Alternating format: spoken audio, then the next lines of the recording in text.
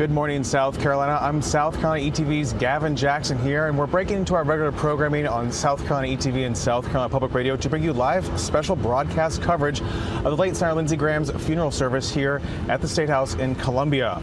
And I'm here with the University of South Carolina political science professor Kirk Randazzo. We'll be bringing you some analysis and commentary over the coming hours as we look at the life and legacy of the late Senator Lindsey Graham as we honor him today. Day 2 of these funeral services for the late senator who passed away on July 11th. Now, flags are flying here at half-staff and across the state as well, as they have been since shortly after we lost Senator Graham on July 11th. They were also lowered nationwide through July 18th. And like I said, we'll be bringing you special coverage over the next several hours of the late senator's final journey home here following those memorial services yesterday in Washington, including in the Capitol Rotunda and at the Washington National Cathedral. But today we are here in Columbia, and in just a few moments we expect to see the South Carolina State Guard bring out the casket on the caisson with the senator's remains here and emerge from the State House grounds on the north steps of the State House. You can hear a lot of buzzing going on right now. There's a lot of activity going on right now as we await to see the caisson coming out here on the north side of the State House. And of course, there'll be an honor guard there as well. You can see the flags there flying at half-staff over the State House on this sunny, warm July day. A lot of folks have turned out, including many media outlets here, to honor the late senator as we see a very special day, a very long ceremonial day. A lot of crowds are forming here today to see the final journey for the senator who served South Carolina for 71 years, of course. And we'll have more details, of course, on that journey shortly. We'll have that special service there at First Baptist Church in Columbia at noon. But before then, we will have a flyover of F-16s from McEntire Joint National Guard Base there in Sumter, the 169th Fighter Wing from McEntire. Those F-16s will be flying over the State House here shortly. We expect that around 11 o'clock. We expect to see the senator's remains coming out shortly as well. There's a small crowd gathered out here. They'll be waiting there for that before they process down Main Street to First Baptist Church for that noon service. And between them, we'll be talking about what's going on and all those things that we'll be watching today. We'll be following the caisson down the street as well as its arrival at First Baptist, where we'll have a special program feed for you as well of everything that happens today as we provide you this coverage on South Carolina ETV and South Carolina Public Radio. Now, while we're filling some time here before we see the casket come out here, I just want to mention that I was in Washington yesterday on Tuesday for that service at the Washington National Cathedral. That was before a brief service inside the Capitol Rotunda, like we said, to honor the senator's service there. He was in Congress from 1994 to 2002, when he also became the senator in 2002, replacing Senator Strom Thurmond in that wide-open race there. And he has served consecutively since, and he was on the way to a 5th term. He got that nomination in June, winning his primary outright again like he has in the past, and was ready to face down Dr. Annie Inches, the Democrat, in November. We'll be talking more about potentially what this means for that race going forward. But of course, we're here to really talk about the life and legacy of the late senator as we wait to see the casket come out front here at the State House on the North grounds. And of course, during those moments yesterday, which we had coverage of, you saw the Vice President talking. J.D. Vance was there at the Capitol Rotunda there, Kirk. We also saw Majority Leader John Thune at the Capitol. And then we also had President Donald Trump at the Washington National Cathedral later. But I'll talk about what we saw at the National Cathedral briefly. But you were watching, Kirk, and you were seeing what was happening in the Rotunda. It was a very monumental moment. This is not a service that happens to just anyone. I mean, my gosh, to have such honors both at the Rotunda and then at the Washington National Cathedral for someone like this who's been described as a giant. Yeah, I think that's important to stress right off the bat, that a service at the Rotunda is incredibly rare. And in fact, the last time there was a service for a senator who died in office was John McCain in 2018, one of Lindsey Graham's best friends. So to have this service for Senator Graham in the Rotunda as well, I think very much speaks to the impact he had on the Senate as an institution, not just South Carolina or politics across the United States. And of course, we'll be talking more about what we saw yesterday and what we'll be seeing today as well as we wait for the South Carolina State Guard caisson detachment here to emerge on the north steps with the casket of the late senator. And we expect to fly over at 11 o'clock too. So just so our viewers and our listeners on South Carolina Public Radio do know, there may be some moments of silence as we wait and watch the moments unfold here on this historic day as we honor the life and legacy of the late Senator Lindsey Graham for his dedication and service to the state of South Carolina. Of course, his start actually began here, his political start began here at the State House in 1992, and he joked about he got his first paycheck. He said that was enough. Let me get out of here. And he was part of that 1994 Republican wave there with folks like Mark Sanford, who was a congressman too. And I was watching some old programs, and there was a young James Clyburn, who we'll actually hear from today in some of the at the service later. It's just a different time, Kirk, to see those guys, those young guns back then, and to see their progression and their impact on the state of South Carolina. When we talk about impact, we talk about Lindsey Graham. Can you measure that impact? Are we going to know the ramifications of this loss? So I think it's going to take several years before we can fully appreciate what he did for the Senate, for the state of South Carolina. But I think you kind of nailed it in that over his decades-long career in public service, he had a variety of different phases, but starting out, he very much came in as sort of a maverick that was willing to challenge the system, buck the Republican leadership, but maybe more importantly, reach across the aisle and work with his Democratic colleagues. I mean, he and Jim Clyburn ended up having a remarkable friendship that continued when Senator Graham joined the Senate in early 2000s. And then he was part of a group with John McCain that very much kind of came together, Joe Lieberman from the Democratic side, that they would come together and they would roll up their sleeves and do the hard work of governing in a very bipartisan manner.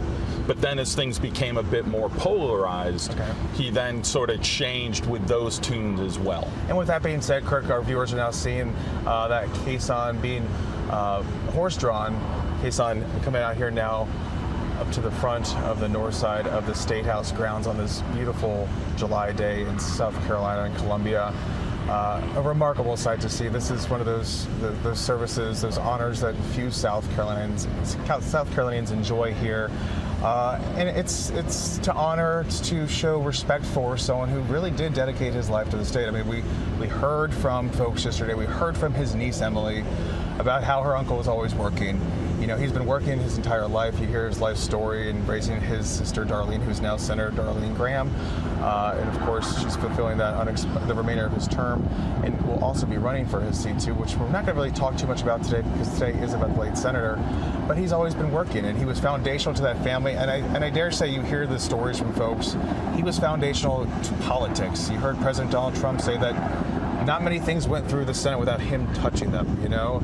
And you saw that because you saw the people that showed up yesterday at Washington National Cathedral. You had two world leaders who have active wars and conflicts going on in their countries, and they flew halfway across the world to be there, as well as some South Carolina politicians like the governor, the lieutenant governor. I saw Attorney General Alan Wilson was there too, the Republican gubernatorial nominee, Senate Majority Leader Shane Massey. And now here we are outside of the State House with this detachment here, this honor guard honoring the late senator as we await a flyover from the 169th Fighter Wing from McEntire Joint National Guard Base, a place that Senator Graham was familiar with, as he was also in the Air Force and the Air Force Reserves for some 30 years of his life too. So special dedication there too for him. And we're waiting for this flyover that should be happening around 11 a.m. It's quite the sight to see here for our listeners on South Carolina Public Radio, reminiscent of very major moments here on the State House grounds. Those impactful, historic moments like when the Confederate flag came down back in 2015. It's not as crowded, of course, but it's still just as important, still very solemn, very important to see this moment happening. It's honor and respect. And of course, something that we saw in previous senators' funerals, like Senator Strom Thurmond, who Senator Graham placed in 2002 in that open race. He was endorsed by him.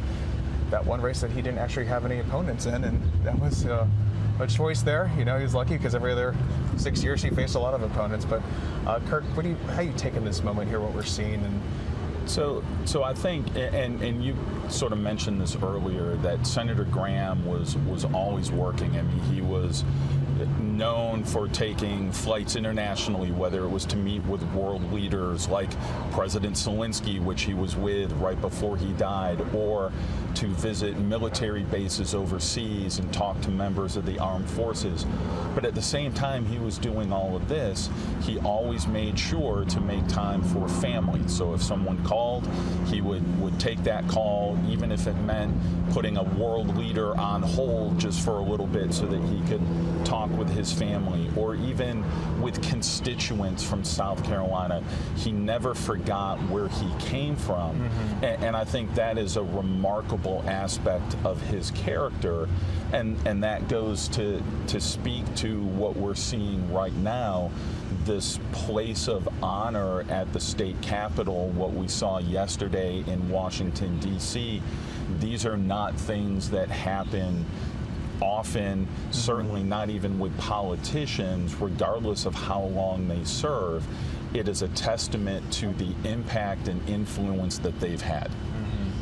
And right now, for our listeners on South Carolina Public Radio, we are looking at this wonderful honor guard with the caisson with 2 horses pointed, standing stationary here on the north side of the State House grounds, awaiting this F-16 flyover from the 169th Fighter Wing from McEntire Joint National Guard Base, a place that the late Senator knew when he was in active duty and served stateside there as a staff judge advocate, where he prepared members for deployment to the Gulf region back in the 90s. So was very active in the Air Force Reserves for some 30 years, retired as a colonel in 2015.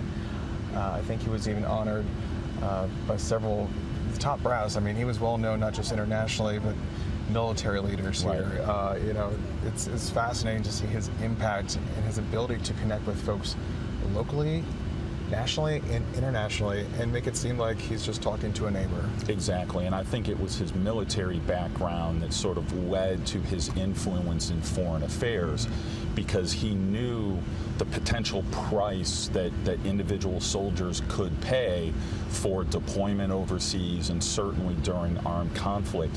And I think that gave Senator Graham a certain credibility to speak on those matters that maybe some other senators don't have. And again, the fact that he would go out of his way to make sure he would visit with individual soldiers that were deployed overseas is just part of his testament, part of his character. And I think having the military here, having the flyover is very befitting given where Senator Graham came from.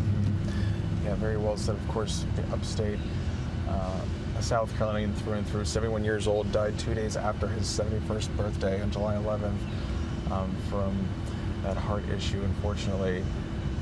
And now we're awaiting the flyover from the F-16s from McEntire Joint National Guard Base over there in Sumter. Let's just take this moment in for our viewers.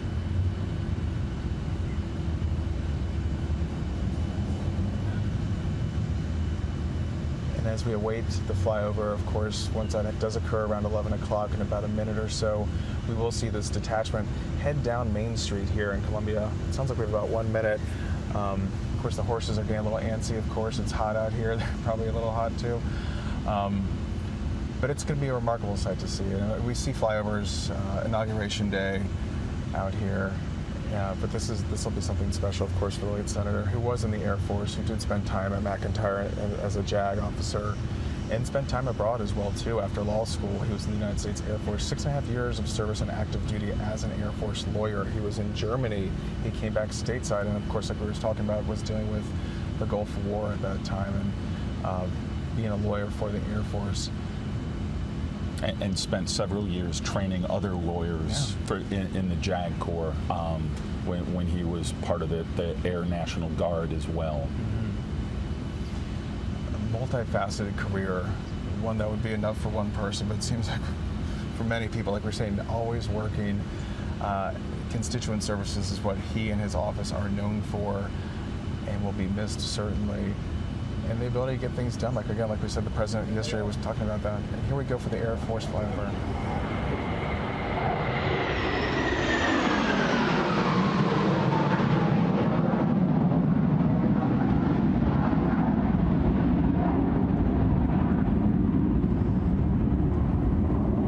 Wow.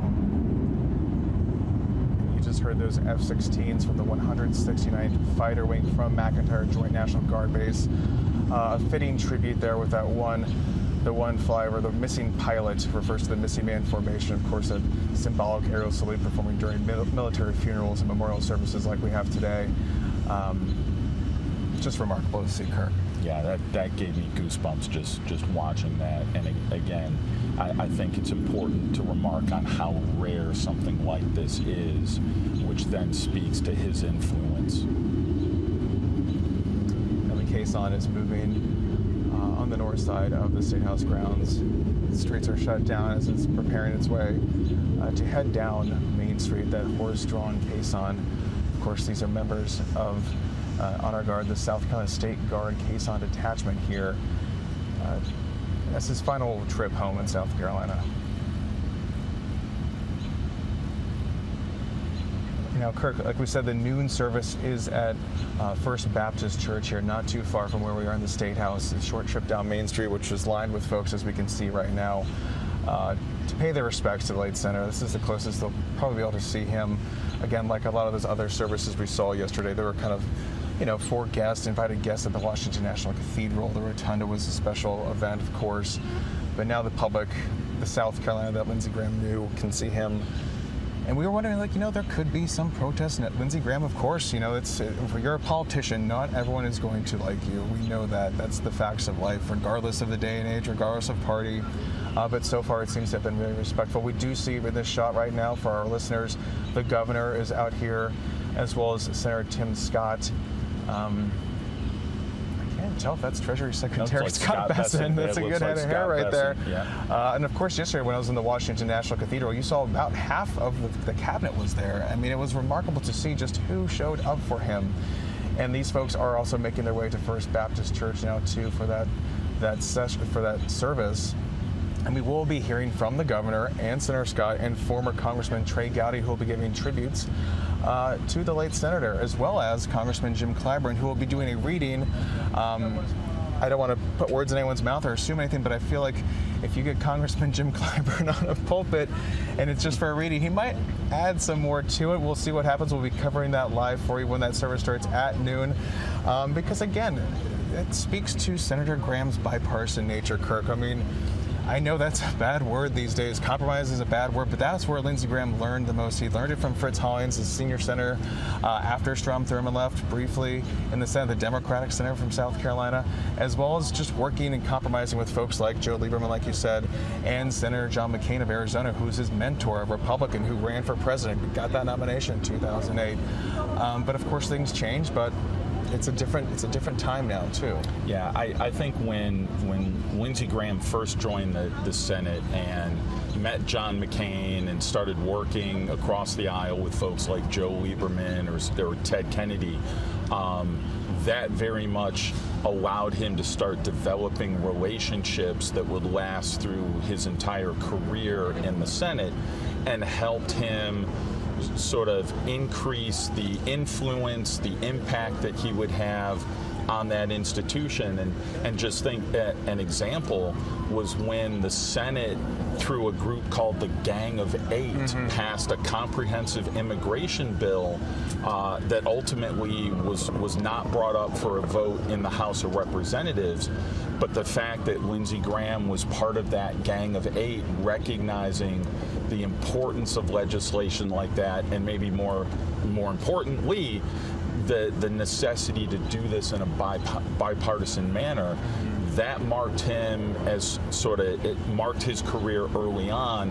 And then as the tide of politics and partisanship changed in the Senate, he evolved with that in order to make sure he was still central to all the conversations.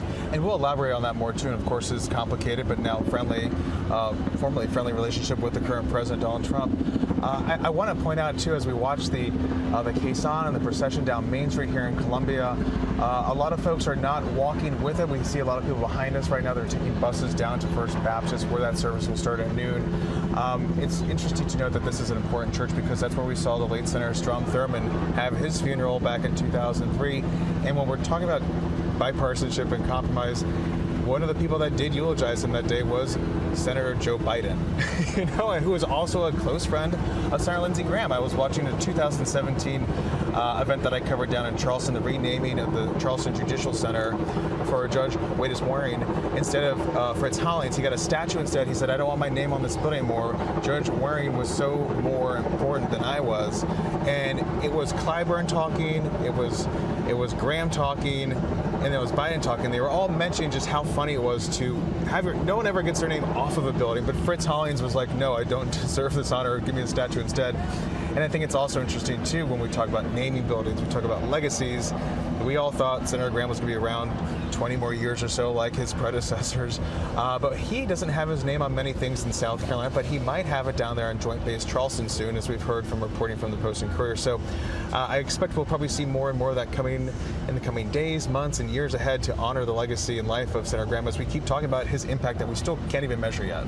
I would imagine as well that we will see that, and I read the report as well about Joint Base Charleston possibly changing the name. But I think it's also, we should recognize that yesterday afternoon, after the memorials in D.C., the Senate convened and passed a new sanctions bill against Russia that was named the Lindsey Graham Russian sanctions bill, in part to honor the stance that Senator Graham took against Russia, against the invasion, in support of Ukraine. And so I think we're going to see more of this coming out, like you said, over the next several weeks and months. Yeah, Kurt, that bill is super interesting too, because a lot of folks, it was just, again, kind of surprising, kind of awe-inspiring for me to be in the Washington National Cathedral, be up in the south balcony, and just you're looking over. You don't really have really good angles, but we did see President Zelensky right there. He was there with the Finnish president as well, who attended Furman University. He was on the golf team up there, so there's interesting connection to South Carolina. But that was Senator Graham's forte, having that ability to bring these people together. I saw Senator Richard Blumenthal, a Democrat from Connecticut, who would routinely travel with Graham on these codels across to Ukraine and be there and be that support for those guys, be that lifeline, essentially almost being the shadow Secretary of State, which I'm sure Marco Rubio could appreciate the help for. He knows Senator Graham, but that was his wheelhouse, and he was doing those things and cultivating those relationships and helping back channel. And again, being that Trump whisperer that we're talking about, having that ability to be close with Trump and kind of show and share his worldview, which we're now seeing play out. But of course, now he's leaving that void, and there's questions as to what this means for Ukraine, what this means for Israel and the Iran conflict, and who might fill that void, if anyone, as Republican in the Senate. So, I mean, looking ahead to that and foreign relations, and any take on that, Kirk? Yeah, I think those are going to be really big shoes to fill. And you mentioned that President Zelensky was in attendance in D.C., so was Prime Minister Benjamin Netanyahu. And again, Lindsey Graham was a staunch supporter of Israel, a fierce advocate for Israel. And to see Netanyahu there as well, I think helps speak to the impact, the influence that Senator Graham had. But in terms of other folks that might be able to step in and fill that void, there's nobody that immediately comes to mind. I think Senator Graham, Senator McCain before him occupied a very unique space. And it's going to take a little while, I think, for someone else to try and step in and fill that void. Mm-hmm. And of course, we really don't want to speak about the upcoming special primary that will be happening on August 11th and August 25th, but I do want to note that filing did close yesterday. On Tuesday, there are a dozen candidates, including the late Senator's sister, Darline, who is now serving out the rest of his term, who was running for that spot, as well as some notable names like 5th District Congressman Ralph Norman, 7th District Congressman Russell Fry, the former governor, former Congressman Mark Sanford. A lot of interesting folks, and we'll be watching that in the coming days. But today is about the late Senator Lindsey Graham as we talk about his life and his legacy. We're seeing the tail end of that procession going down Main Street. We'll hopefully have another shot for you very soon as they approach First Baptist Church, where at noon we will be seeing and carrying live that entire service as they continue to honor the senator. Yesterday was the D.C. version, Kirk. Today is the South Carolina version. He's going to get this treatment here with some big names. And I was talking on PBS NewsHour last night, and they said, what was your biggest takeaway? What struck you so much? And I said, it was solemn. It was lighthearted at times, but I really feel like Senator Graham would have preferred it to be even more lighthearted, because he had that ability, and you heard Majority Leader Thune talk about that yesterday, his ability to crack up a room, right, to make people laugh that he was yelling at with moments before.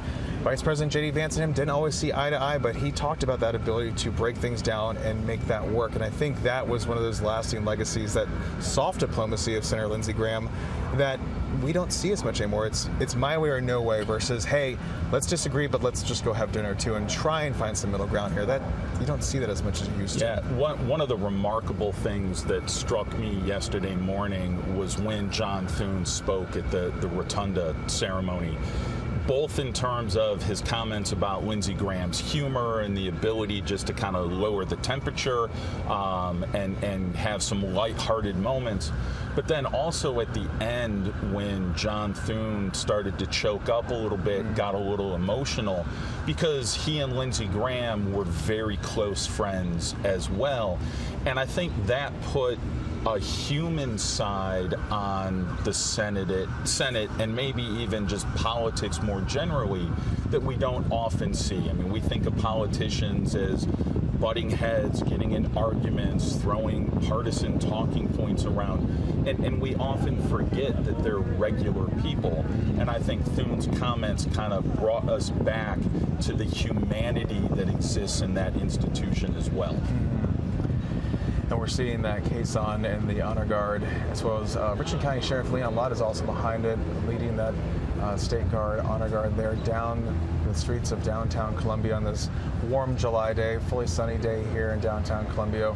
Warm as it always is in July, of course, but we're just glad for the weather on this beautiful day, because up in Washington yesterday it was getting a little windy, a little rainy towards the end there, but also a wonderful day to celebrate his life and legacy in that very spectacular and rare honor to see him not only in the Rotunda, but also, of course, at Washington National Cathedral for that honor. Today we are heading to First Baptist Church in downtown Columbia, where around noon we'll see that service start.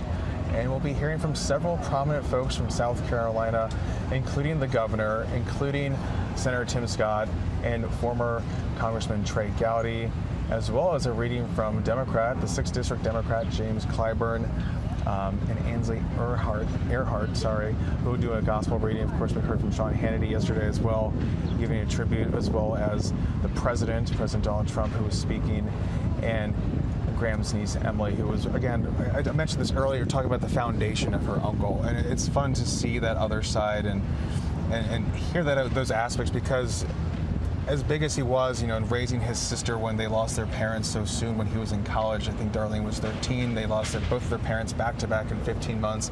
His father died at 68 from a heart attack, and unfortunately something that I think the late senator knew was in his cards. He would joke about being genetically term limited, right. And I think he knew possibly that could be his fate, and sadly it was with that aorta tear on July 11th. But I was at a campaign event in Florence at a barbecue stop, and he was joking with folks, hey, do you guys want some Lipitor? He's talking about his cholesterol-lowering drug. So, a lot of people have those ailments, and of course in South Carolina, the barbecue state, we love it too.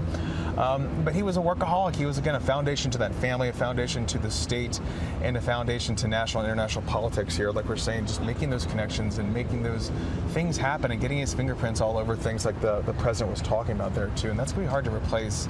And it didn't seem like he stepped on too many toes. I feel like he knew his boundaries, he knew other people's portfolios, and he was respectful of that, but then he saw those opportunities, similar to what we saw with his transition into supporting President Donald Trump from his 2015-2016 presidential run. Senator Graham was one of those dozen-plus folks that ran in 2016 and lost to that up-and-comer political outsider, billionaire Donald Trump. And Kirk, we saw the president talk about that yesterday. Kind of tell me about some of those moments and how you saw that relationship change over the years. Yeah, that certainly, I think the best way to characterize it was an on-again, off-again yeah. kind of relationship, because as you said, in 2015, in that campaign, Lindsey Graham was one of the early never-Trumpers and had some very strong words against Donald Trump and how he would be absolutely horrible for the country. But then after Donald Trump gets elected, Lindsey Graham changes and becomes one of the fiercest advocates and supporters for Donald Trump, only to change back after January 6th and the insurrection, where he's famously on the Senate floor saying, I'm done, I've had enough. but then a couple weeks later flies down to Mar-a-Lago. So it was very much a depends on the day kind of aspect. And Donald Trump referenced that a bit in his remarks, commented on how he had read Lindsey Graham's cell phone number in a speech, and sort of did that again to kind of poke some fun at things. But I think, again, that goes to show the different sides of Lindsey Graham and the evolution that he had over time. And of course, his end game, and a lot of people criticize him for those changes and those evolutions, but that was a transition of the party. He adapted to that. He adapted to his base, his constituents, and knew that he could be influential, and has been influential. We'll be talking about that legacy for years to come. And right now, of course, if you're watching, we see the caisson has stopped outside. I think we're outside of First Baptist Church. We'll see that honor guard taking the late senator's remains in there too for this service that will be taking place at noon. But it was funny because Trump you were just talking about that, Kirk, how he gave out his cell phone, and then Lindsey did a whole campaign ad against that.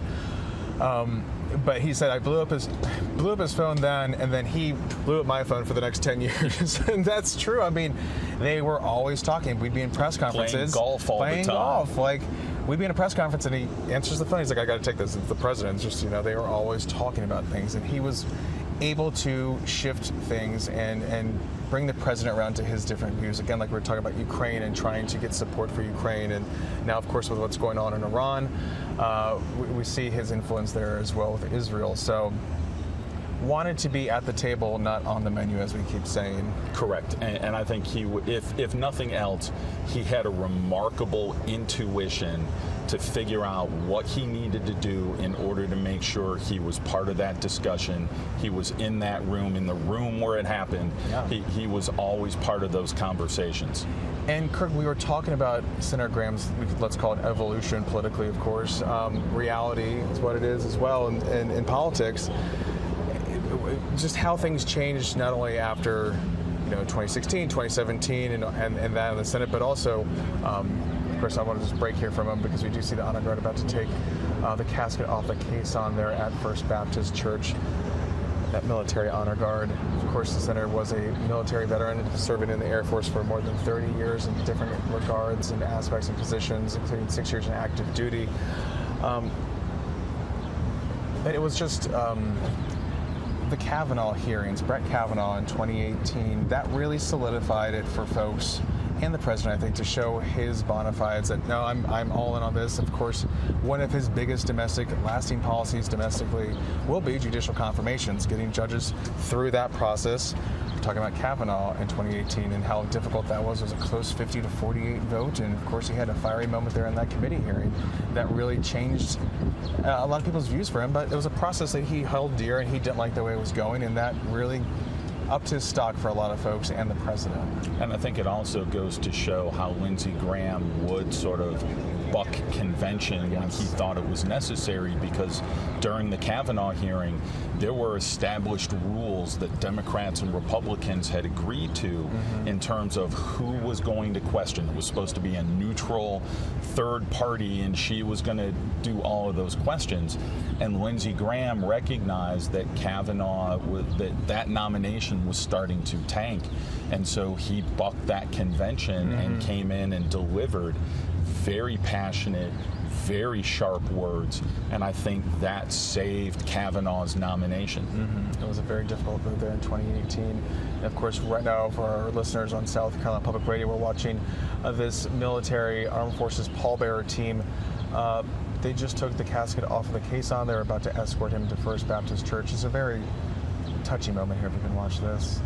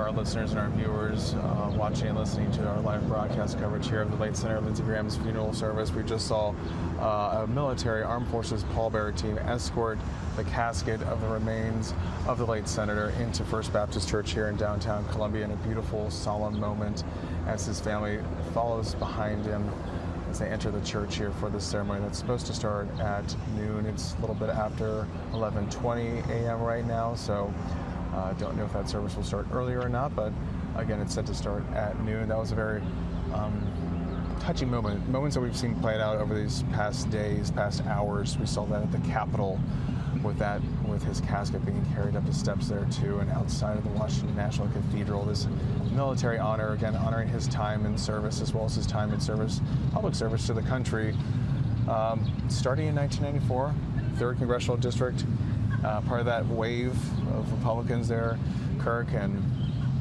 he carried that on through. He got in and didn't let go. He kept on serving, and more than 30 years. Long legacy there for Senator Lindsey Graham. Yeah, and we had mentioned how yesterday in Washington, D.C., that was an opportunity for the country to remember Senator Graham, and today is now the opportunity for South Carolina to remember him.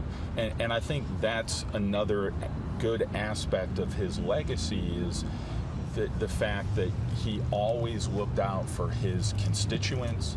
He always looked out for the people of South Carolina.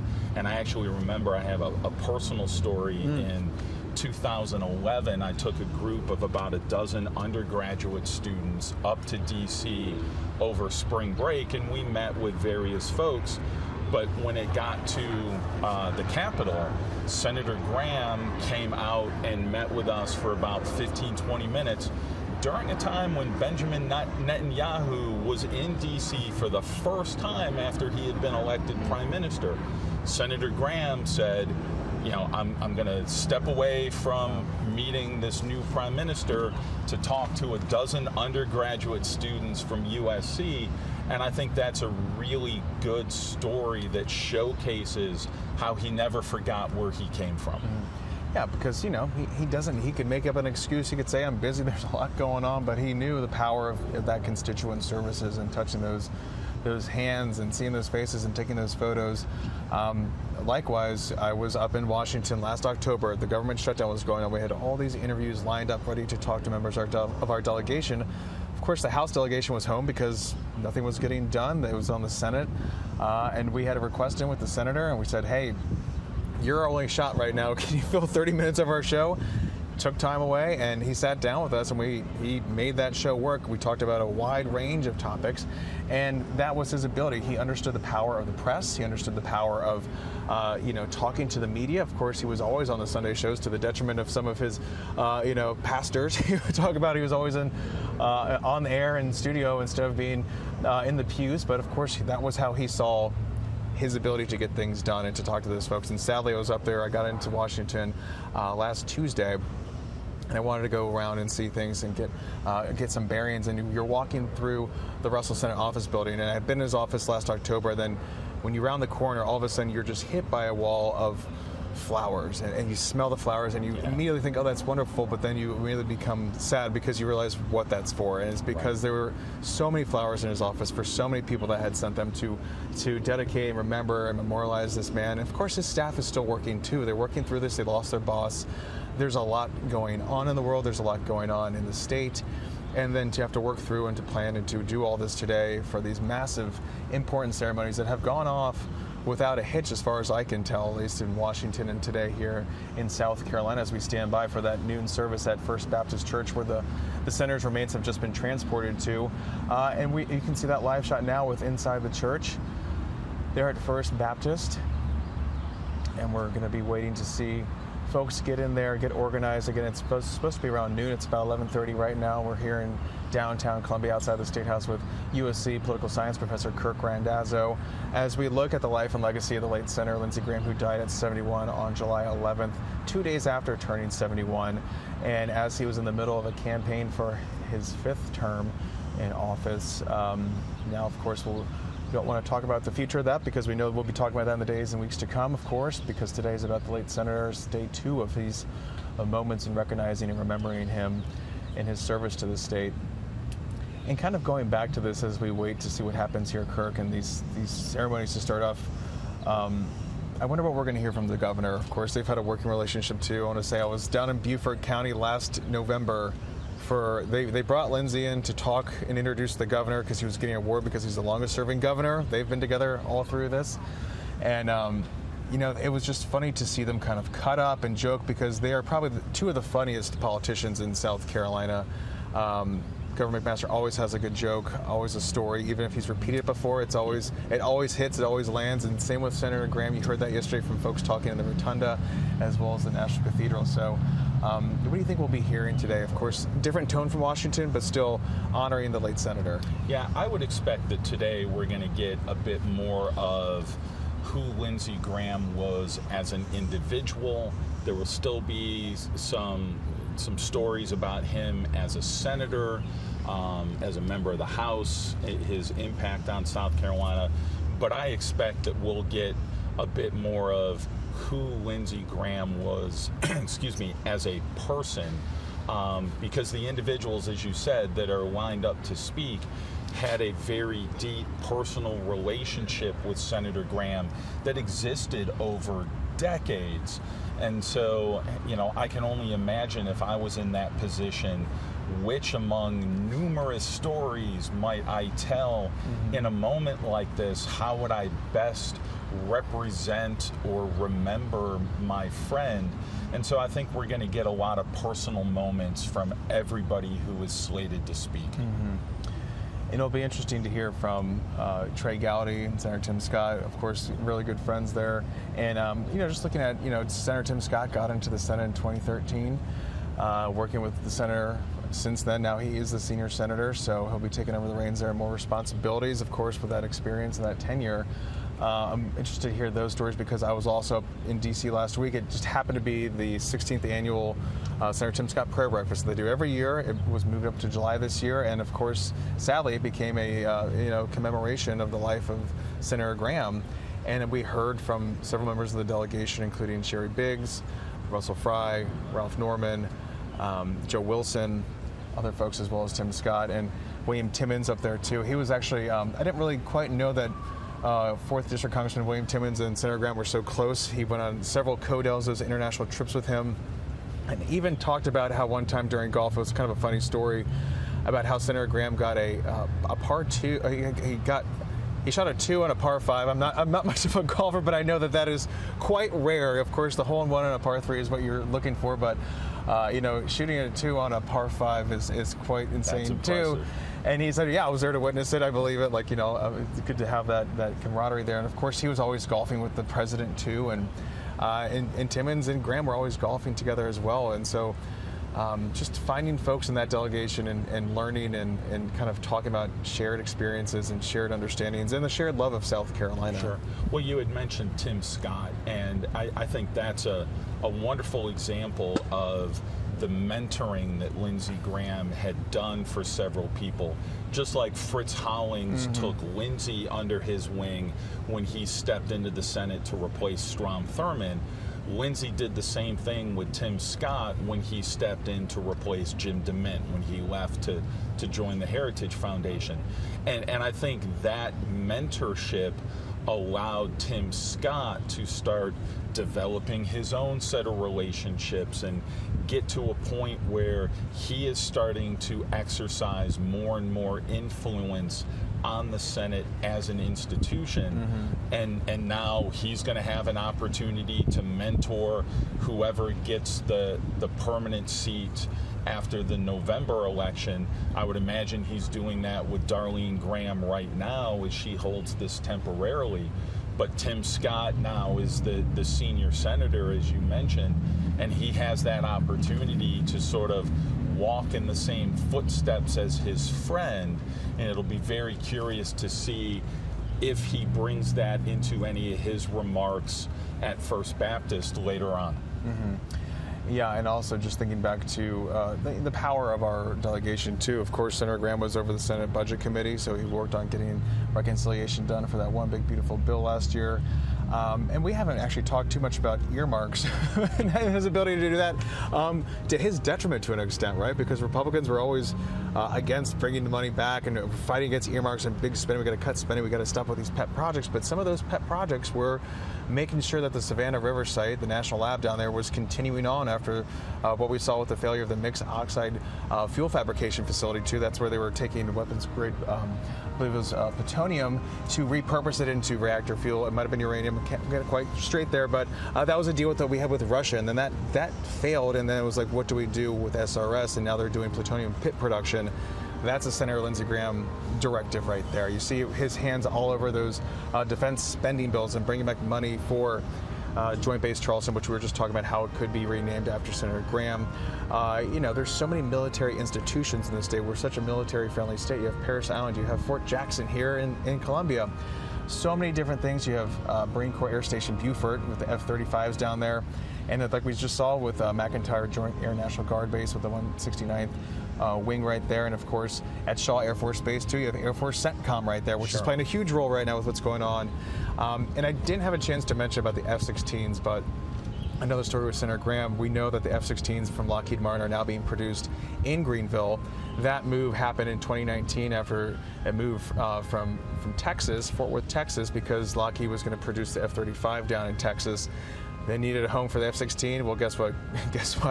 How do you think that got there, Kirk? Well, and I think that also goes to show how Lindsey Graham did a lot of this stuff behind the scenes in ways that people just don't recognize. So everything that you mentioned, it's also important to remember that when he was a member of the House, that's when the military had a huge downsizing in the mid-90s. And there was very real concerns that several bases across South Carolina might close, including Fort Jackson. And Lindsey Graham worked very, very hard behind the scenes to minimize the impact of those cuts to bases in South Carolina. And I think that's one of the reasons that he became sort of the leading candidate to replace Strom Thurmond in the Senate, was the fact that he was very willing to do what was necessary, even if it was out of the spotlight, behind the scenes, not, in a glamorous kind of way, but he was very willing to do what was necessary to protect the state of South Carolina and the people that live here. Yeah, and with that, of course, the economic impact that comes with it, like we're talking about Lockheed in the upstate making these F-16s, and I was there in 2023 when they had the first delivery to the Kingdom of Bahrain, which of course is an ally out there in the Middle East.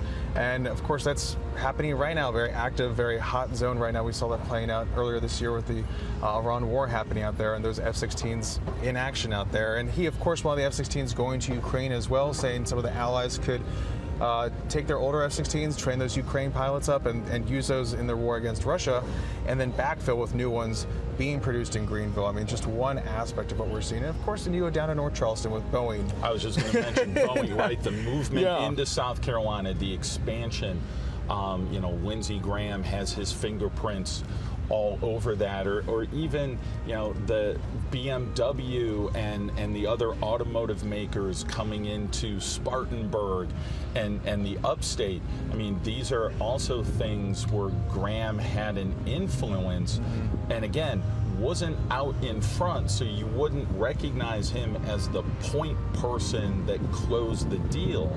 But without his influence, that deal does not come together the way it does. And South Carolina economically has absolutely prospered because of those kinds of arrangements. Yeah, and it reminds me, as we're in the Low Country talking about down there in North Charleston, the Charleston Harbor deepening project of 52 feet, that took years, and he finally got it done. I think it was in December 2022, December 2023, don't hold me to it.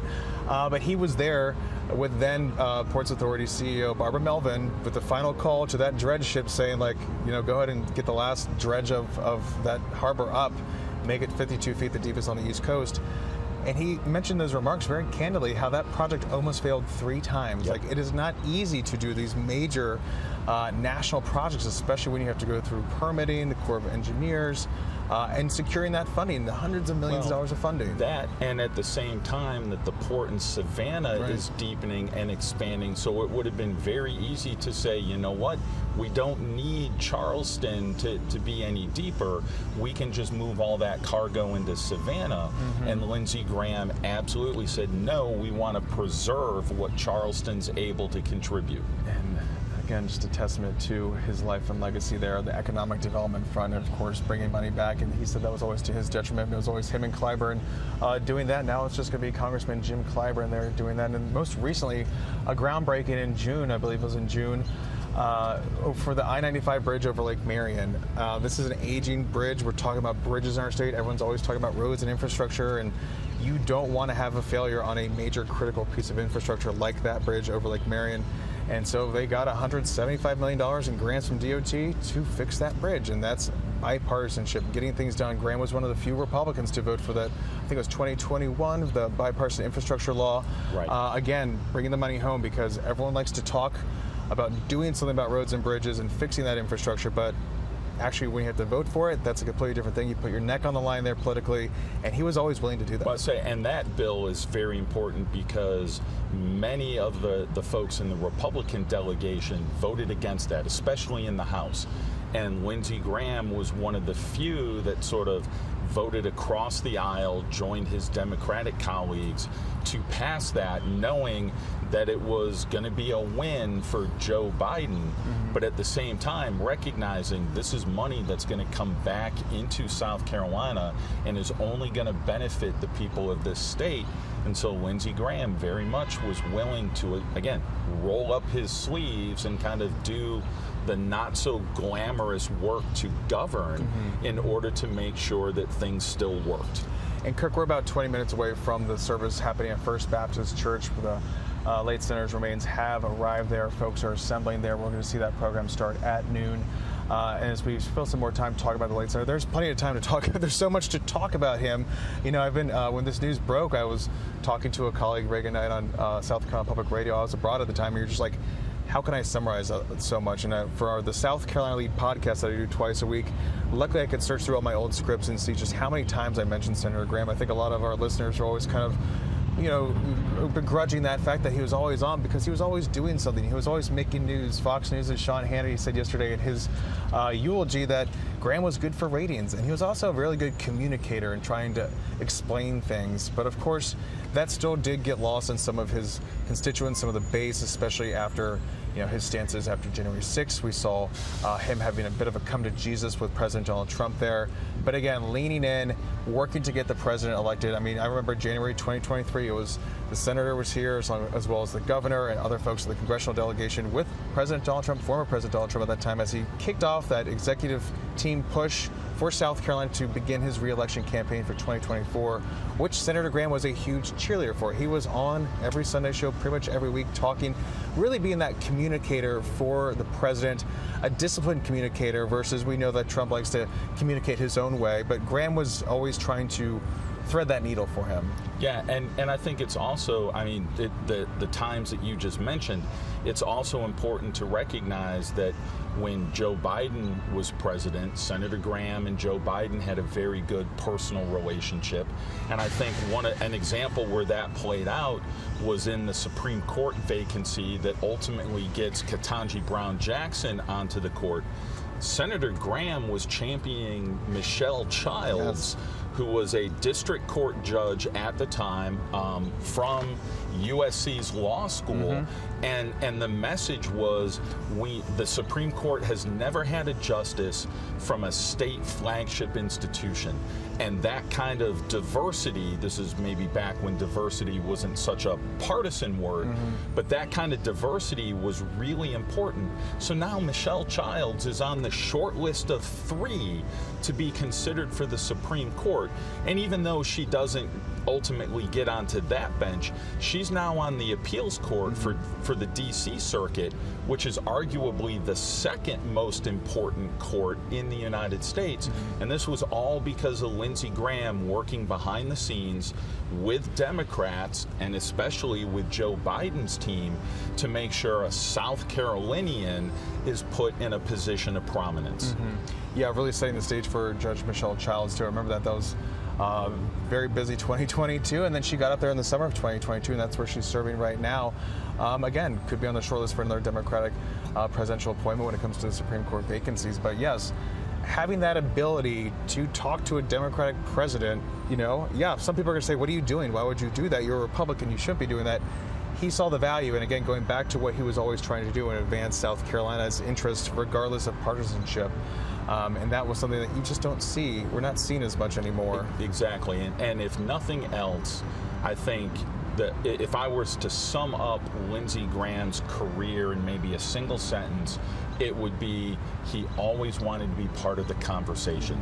And whether that meant reaching across the aisle when bipartisanship was important, or becoming a bit more MAGA when they started taking over the Republican Party, he did what was necessary to be part of that conversation.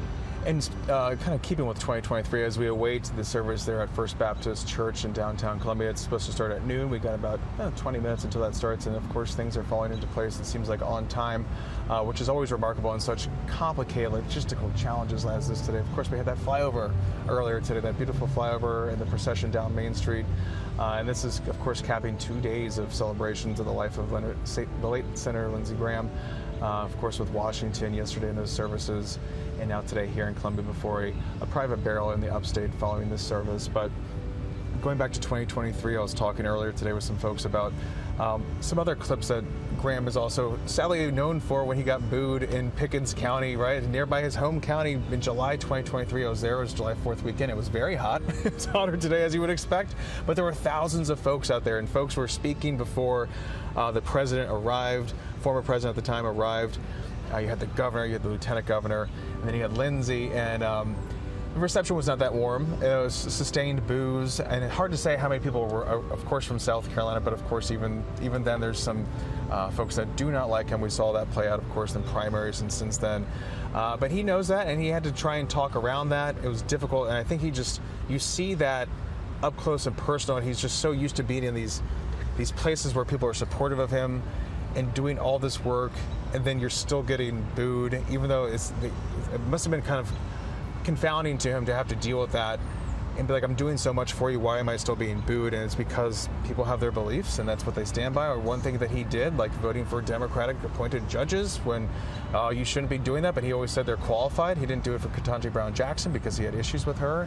And of course that was post Kavanaugh, but he did what he thought was right, even if it meant people booing him sustained for minutes on end. And then of course you had the former president get up there and say, hey, he's not that bad. I mean, he was always running that offense, I guess that defense for Lindsey there too, and have always endorsed him too because he saw that value in Senator Graham, as well as a good golfing buddy, as we should say too. Well, and I think that's one of the, again, another thing that I think Lindsey Graham was able to do was endure all of those challenges and still come out in a remarkable place of impact and influence. You mentioned getting booed in the crowd. We need to recognize that this also comes on the heels of the 2020 election when he last ran, and there was a relatively big primary challenge that he had to overcome, and then in the general election is running against Jamie Harrison. Yes. And millions of dollars poured into that race to try and unseat Graham from that position. And ultimately, he wins that election by a very comfortable margin. I mean, a double-digit margin when everybody expected that Harrison might be able to flip that seat. So I think it goes to show maybe a certain resilience that Lindsey Graham possessed, where no matter the challenge in front of him, he always found a way. And Kirk, to that point, and I know we don't want to talk too politically because we're talking about his legacy, but hey, that's also part of his legacy. He just got that Republican nomination in June, outright, crowded field, like it's always been for him ever since he ran in 2002 when he got to get it pretty much easily. Then everyone else started challenging him from his right. He was poised to win a 5th term this November. Of course, he's going up against Dr. Annie Andrews, who's a Democrat, as well as a member from the Libertarian and the Constitution Party. But you're talking about Jamie Harrison. I remember covering that race and that debate and talking about $140 million from Harrison, who went on to become DNC chairman. And these close polls that were showing them neck and neck, and everyone's like, what's going on? And then he wins comfortably by 10 points because it's still South Carolina. It's not Georgia. It's not North Carolina. We are not a purple state. So in that regard, and looking toward the future of this seat, Kirk, what do you say to folks, too, who are maybe wondering how this could all shake out in November? Whoever gets the Republican nomination on August 11th or August 25th in the runoff, is it going to be close? Is it going to still be Republican? How do you see this shaping up? I think that's a fascinating question, and to sort of add to the complexity of this, I think we need to recognize that for decades, turnover in these seats just did not happen. No. Right? Strom Thurmond has this seat for 50 years. Fritz Hollings, the Democrat, has his seat for decades. So it's not even a partisan thing. South Carolina just does not like turnover. They like to return their folks to the institutions. And so given the hyper-partisanship that we're in now, one has to wonder, is this a turning point in South Carolina politics? Will we expect to see maybe more turnover moving forward? Whether or not a Democrat takes that office, and I think that's going to be a very difficult prospect, just given the Republican dominance in this state. But even if the Republican candidate, whoever that nominee is, if they win in November, it's not clear to me if South Carolina is going to be as willing to return them to the Senate like they were for Lindsey Graham, for Fritz Hollings, for Strom Thurmond, even for Tim Scott right now. So that's going to be pretty fascinating to watch over the next several years. Yeah, of course, we're still waiting for this funeral service to begin here at First Baptist Church. Well, we will be hearing from Senator Tim Scott. We'll be hearing from Governor Henry McMaster, as well as former Congressman Trey Gowdy, as they pay tribute to their friend and lifelong servant of South Carolina, Lindsey Graham. Just remarkable to be witnessing. Again, life is short, life is fleeting. We never know when our time is, but we thought that Graham probably had more time left in him, because you're talking about the Strom Thurmonds, you're talking about the Fritz Hollings. What Strom was 100, I think Fritz was pushing 97 perhaps. And I think I mentioned earlier, Senator Graham would joke that he's genetically term limited. He's like, I don't think I'm going to be Strom Thurmond. And sadly, at 71, he proved that to be true because of his heart condition, similar to what his father had there. So he did as much as he could do in the time he did it. And President Trump said as much yesterday that he went out at the peak of his game. And he truly was. When I was talking to him last October, when he gave me 30 minutes of his time, an incredible amount of time for such a busy man, he said, I'm the best I've been. I feel healthy. I think I can do it. I'm ready to go. I'm doing everything I can do as best as I can. So there's no reason why I shouldn't go. And of course, we all know that the ultimate, litmus test for someone is the voters. And if they don't want you there, they'll vote you out. And so far, they had been returning him, and he was set to get a 5th term in November. Yeah, but even with that, you think of the 100 people that are in the Senate. There's only a handful that you would call movers and shakers in that institution. And so, I think back to, say, Republicans like a John McCain or an Arlen Specter from Pennsylvania, or Democrats like a Ted Kennedy.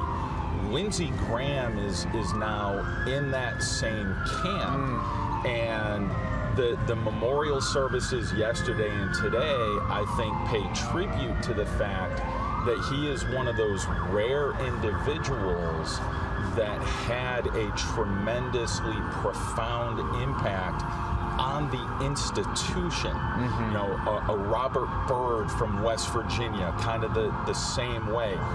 There's relatively small number of people that have fundamentally affected the institution like Lindsey Graham and those others have done. And again, regardless of who wins in November, it is going to take years for someone else to fill that role, whether it's from South Carolina or from some other state. But it is going to take years for someone else to fill Lindsey Graham's shoes. Yeah, we did hear from Majority Leader Senator John Thune in the rotunda yesterday, who called Graham a towering figure in the Senate and on the international stage for his leadership on national security, and also talking about how no one was more capable of cracking up a room, and his conversations help advance discussions and bridge gaps. He was also honored by fellow South Carolina Congresswoman Sherry Biggs from the 3rd Congressional District, his old seat there, and he, his quick wit and his strong team that helped South Carolinians. And Vice President J.D. Vance, who also echoed similar sentiments, talking about that you could disagree with him, but you could still respect each other, and that was a defining characteristic of Graham that we were talking about, not so present these days. And then, of course, we heard from President Donald Trump yesterday at Washington National Cathedral, who spoke for about 15 minutes and called Graham an original. And I think that's what you were just kind of talking to there, Kirk, about that ability and taking out the peak of his game. Called him one of the great figures in the Senate and in history. He was a tough cookie. Everyone liked him, but not everyone liked him. He was kind of double tracking there too. But again, we were talking about getting Judge Brett Kavanaugh confirmed back in 2018 and how that Trump said that was his finest hour. That was also a change for a lot of people in Senator Graham. We saw him really double down and become more of supportive of the president and these Republicans and the changing that the party was going through. And people, I remember at that time, say, "What's going on with Senator Graham?" And it's like, he knows where the wind is going better than anyone else. You can call that flip-flopping. We're in a post-flip-flopping era of politics. You can call that him selling out. He could have done more, this or that. But when it came to surviving, as I say for him, being a survivor, both personally with his parents leaving them so young, in his 20s, and his sister Darline was only 13, and going to college and coming back every weekend to be with his sister, who was being raised by his aunt and uncle, up through his military career, and now in his political career, and changing and seeing the winds blowing. I mean, that's what it was, and he did it because, like his niece was saying, he was a foundation, not in that family, but in politics as well. Yeah, and I think another metric that we can measure Lindsey Graham by is his staff. Very little turnover in his staff, which is remarkable for Washington, D.C., and maybe even more remarkable given sort of the evolution of Lindsey Graham and his personal politics. His staff still remained, they stayed loyal, they worked for him. And you can imagine, as a political science professor, I've had several students intern in Washington, D.C., and the ones that worked in Graham's office talked about his ability to sit down and talk with them as regular people, that he never looked down on any of them, even if they were a lowly intern. He recognized the importance of every individual on his team, in that building, all of the staff, and he never looked past someone's humanity or someone's individualism. He always recognized that everyone has an important role to fill, and my students commented on that every single time they got back from Washington.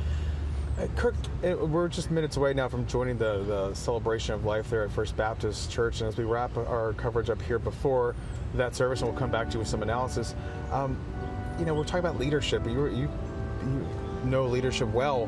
Why do you think it's so difficult to get in these positions and then also just say, I don't need to worry about the other people, I need to worry about these more important people? And why do you think it is so important to really just treat everyone the same? Is it just to keep you grounded and to keep you motivated and to make sure that people know that you're a human being instead of just some sort of, political robot? I think one of the keys, and I teach this all the time in my leadership classes, a lot of individuals believe that leadership is all about them, and they think of leadership as an I, me sort of phenomenon. But the true leaders recognize it's less about them and it's more about the impact they have on others. And so leadership turns from an I, me to a we, us. And I think that was something that Lindsey Graham always remembered, the importance of the team, the we, us aspect, and his ability to influence others to help them develop as individuals. That was something that he took very, very seriously. Yeah, and as we keep talking about that, and we saw a testament to that in the halls of the Capitol yesterday, as well as in the Washington National Cathedral that was filled with folks, former staffers, current staffers, campaign staff, world leaders, Senate national leaders, folks there just to take the time to thank him in his life. And of course, we're standing by right now for the noon start of this celebration of Senator Lindsey Graham's life at First Baptist Church in downtown Columbia. We've been on the air since about 10:45 when we saw the late senator's remains on the casket on the caisson here. The honor guard wheeled out in front of the north steps of the State House, where he briefly served in the State House from 1992 to 1994 before he jumped up to the 3rd Congressional District in Congress, where he served up through 2002 before running for Senator Strom Thurmond's seat in 2002, and now was on track for a 5th term before passing away on July 11th at the age of 71. And of course, we're going to hear from some folks when this program starts. We can see the program right now. We're going to be hearing from Reverend Wesley Church, who's the senior pastor there at First Baptist Church. We'll be hearing from Democrat Congressman James Clyburn, which will be interesting, the first time we see some of that, but we know they were very close friends, and Ainsley Earhart, who's of course Fox News fame, and Scott Farmer, who's worked with the late senator over years. And then we'll also hear tributes from Governor Henry McMaster, Senator Tim Scott, and former Congressman Trey Gowdy, before another message from Dr. Wendell Estep of First Baptist Church, and then a benediction at the end from Reverend Wesley Church. So a lot to see here before over the next hour or so. There's also several honorary pallbearers, and it looks like this program is about to start soon. And of course, after this, we'll bring you a slight recap before we join programming and process. But he will be buried in the upstate in a private ceremony later today with his family. And I'll go ahead and just talk over what we're watching here too as folks are walking in. I think that's Congressman William Timmons. I don't know for sure, I can't tell you, but a lot of folks in there. I think we're going to maybe start taking the feed, but until folks start talking, we can see who we see walking in here, Kirk. And of course, this we should note, we're going to go ahead and listen in here briefly as this service gets underway at First Baptist Church.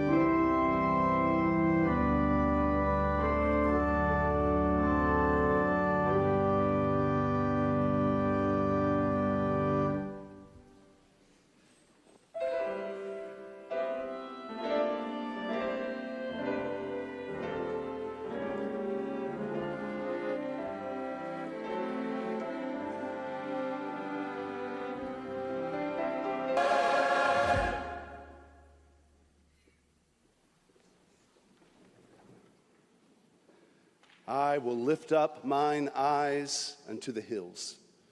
From whence cometh my help? My help comes from the Lord, the maker of heaven and earth. Those ancient words from Psalm 121 have been recited for centuries by pilgrims traveling to Jerusalem.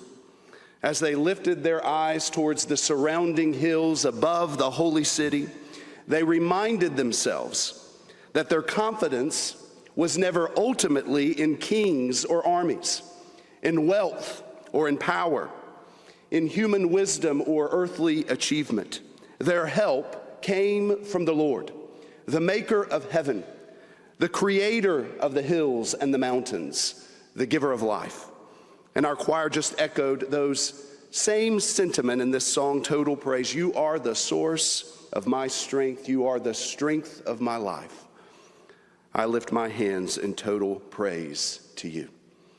There could scarcely be a more fitting way to begin this service as we remember a man who loved that land where these words from Psalm 121 were first recited, who devoted so much of his public life to the security of Israel and the city of Jerusalem, and who understood that even the strongest nations ultimately stand in need of the providence and the mercy of God Almighty. Governor McMaster, Secretary Bessent, Senator Scott, Congressmen, constitutional officers, elected officials, members of the judiciary, distinguished guests, friends, and people of God. On behalf of the First Baptist Church of Columbia, and especially on behalf of Senator Graham's family, welcome. Thank you for gathering today. Thank you for the many prayers and expressions of encouragement and of love over the last 2.5 weeks. We are here to give thanks to God for the life of Senator Lindsey Graham and to affirm the sure hope that belongs to all who trust in Jesus Christ. It was just 31 days ago that Senator Graham was seated in this very sanctuary, just right back there, with his beloved sister, Darline, their family. And he came here and in his typical humorous fashion said, "This is the highlight of my year to remind me what our country is all about through Baptists who can sing and dance." And he said, if you don't think Baptists can dance, you've never been to First Baptist Church. And then speaking of our nation's future, he delivered what became his last public comments in the state of South Carolina, reminding us of President Reagan's words that America is only one generation away from losing her freedom. Senator Graham then made this commitment. He said, America is not going to lose her freedom on our watch. That was more than a memorable line. It reflected the conviction that shaped his public life. So today, Darline, to your family, to the devoted staff of Senator Graham, to countless friends who mourn with them today, we extend our deepest sympathy. We grieve with you, and we hold fast to the promise of our Lord who said, don't let your heart be troubled. Believe in God, believe also in me. In my Father's house are many rooms. I am going away to prepare a place for you. I will come again and take you to myself. Our Father in God, we lift our eyes to you today. For you alone are the source of our strength and the strength of our lives. We thank you for the life of Senator Lindsey Graham, for his faithful service to the state and nation, for his devotion to freedom, and for his love for the people that he represented. Today, God, we ask that you would especially draw near to Darline, to every member of the Graham family, to his devoted staff, and to all who mourn his passing. Father, would you be their refuge? Would you be their comfort, a very present help in this moment of trouble? Remind them that you are the God who never slumbers nor sleeps, and that your mercies are new every morning. And as we remember this life, would you turn our own hearts towards the eternal realities that outlast every earthly office, every accomplishment, every honor.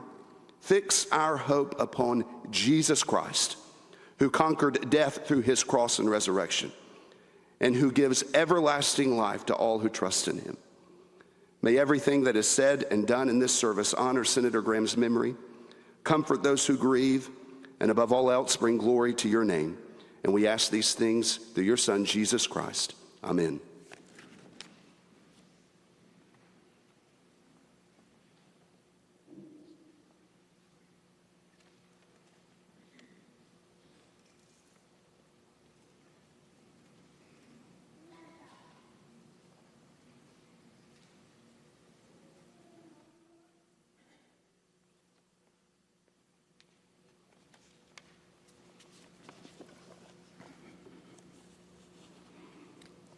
The Lord is my shepherd, I shall not want.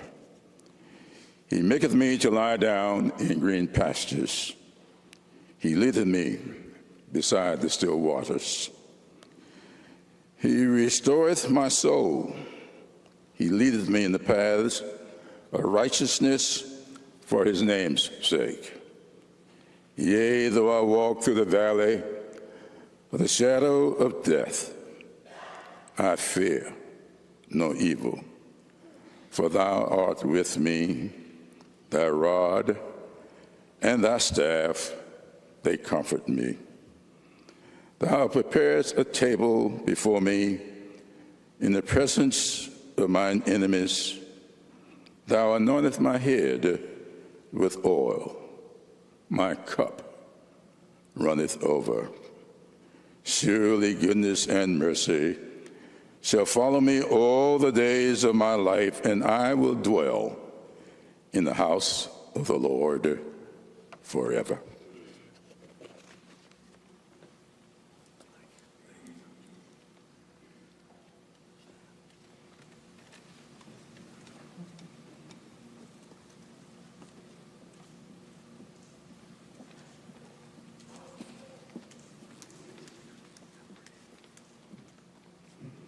From the Gospel of John 11:21 through 27. Lord, Martha said to Jesus, if you had been here, my brother would not have died. But I know that even now, God will give you whatever you ask. Jesus said to her, your brother will rise again. Martha answered, I know he will rise again in the resurrection at the last day. Jesus said to her, I am the resurrection and the life. The one who believes in me will live even though they die, and whoever lives by believing in me will never die. Do you believe this? Yes, Lord, she replied. I believe that you are the Messiah, the Son of God, who is to come into the world.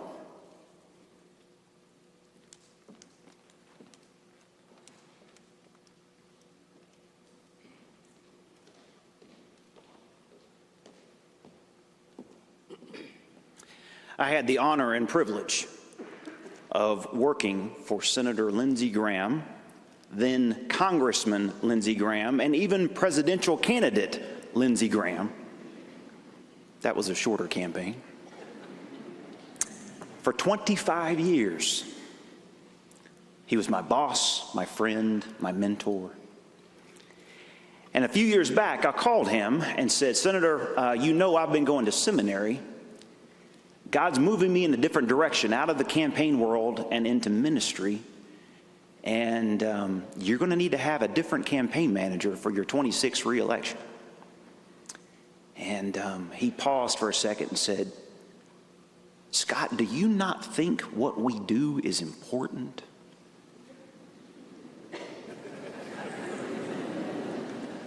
And I said, Senator, it is. It's critically important. It's life and death at times, decisions. But Senator, it's not eternal.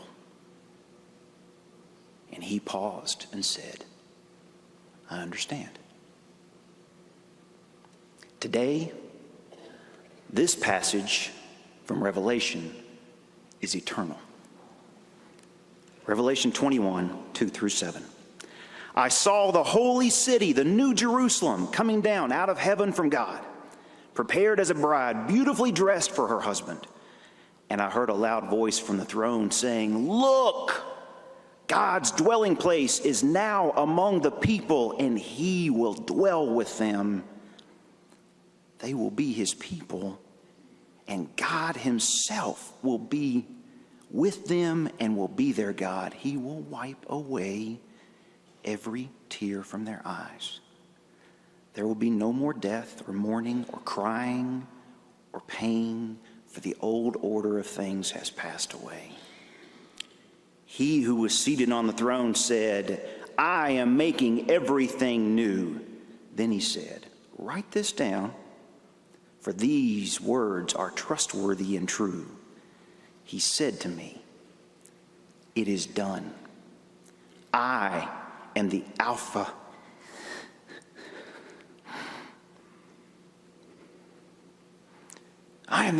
and the Omega, the beginning and the end. To the thirsty I will give water without cost from the spring of the water of life. Those who are victorious will inherit all this, and I will be their God, and they will be my children.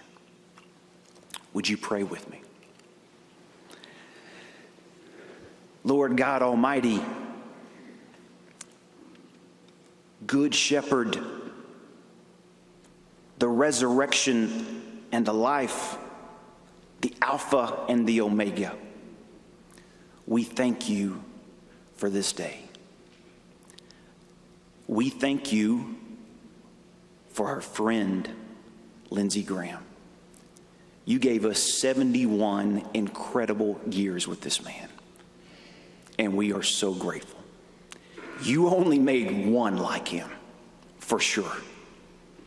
And we're grateful that we were blessed by his presence. Our state, our country were impacted by what he did. God, thank you for just your providential hand guiding him for all those years, working out all those things, and putting him at the right place at the right time to do what you wanted to get done. Because we know from your word, you put our leaders in place. And we're so grateful to have been part of his team, to have been part of his friend, to just have known him.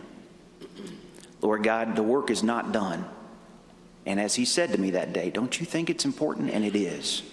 And so we pray for our leaders. We pray especially for Darline in this new role and her family. God, give her strength to stand, to fight, to be there, to show up day after day to do your will. We love you, and we are so honored by our friend and all that he meant to us. Lord, sear in our minds this day the impact that he had on so many people. We are grateful. And God, we know from your word that those who believe and trust in you, Jesus, will be reunited, and every tear will be wiped away. We look forward to the day where we see our brother again, Lindsey Graham, with you, Jesus, bowing at your feet. We love you and thank you, and it's in your name we pray. Amen. The Bible tells us that by grace you're saved through faith in the Lord Jesus Christ. So we're going to sing together Amazing Grace, and shall we stand as we sing? Amazing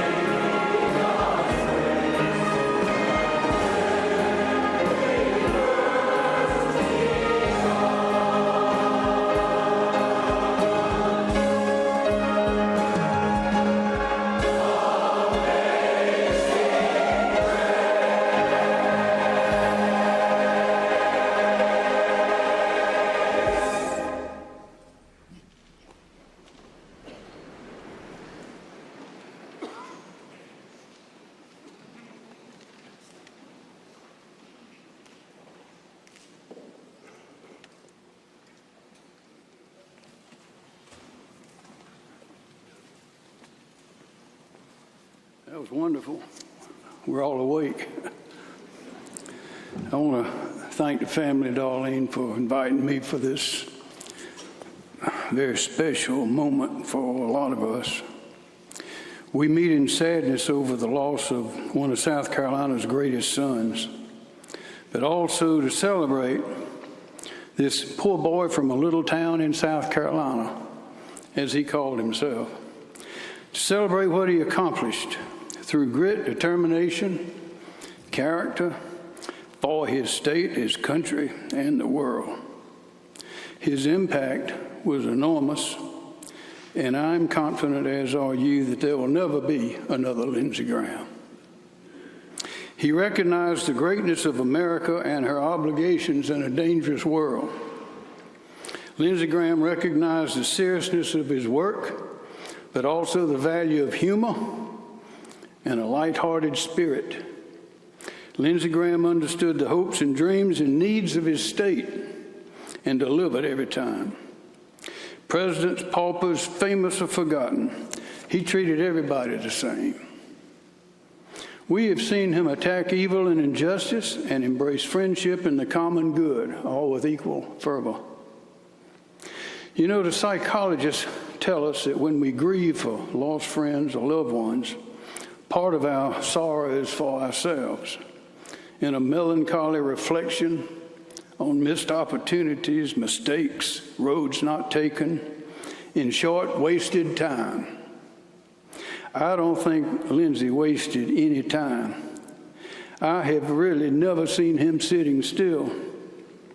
An old farmer once said of somebody, he said, the boy is either going somewhere, getting back, or going again.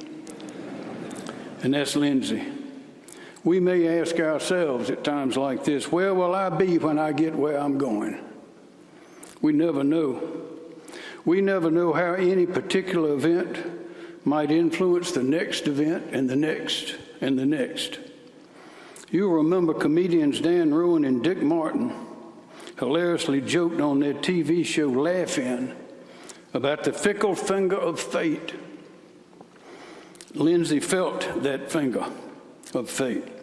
As the first in his family to attend college, soon to lose his mother at 20 years old, then his father 15 years later, with his little sister Darline at 13, becoming his responsibility.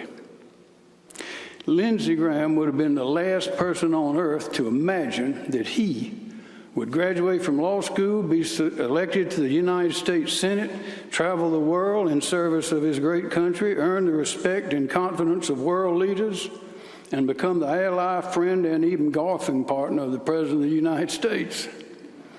But he did it all, and he did it with his sense of humor, humility, and integrity intact the whole time. Three little stories. I remember being on the campaign bus with Lindsey and Senator John McCain leading up to the 2008 presidential election. There was a show, it's called the Darline Show on TV. Maybe y'all remember it. It had a character named Borat who was a reporter. The episodes were absolutely ridiculous.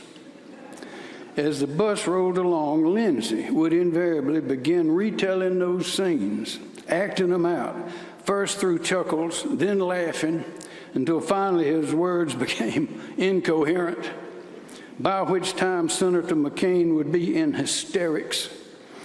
Peals of laughter were engulfing the ever-cynical consultants and reporters in the back of the bus, and it was something I will never forget, the sight. The respect, love, and pure, unabashed joy shared by those two remarkable men. I also remember being in a crowded conference room one time in the White House a few years ago with President Trump, Lindsey, Senator Tim Scott, Congressman Joe Wilson, Attorney General Alan Wilson, and the various Department of Energy officials and staff.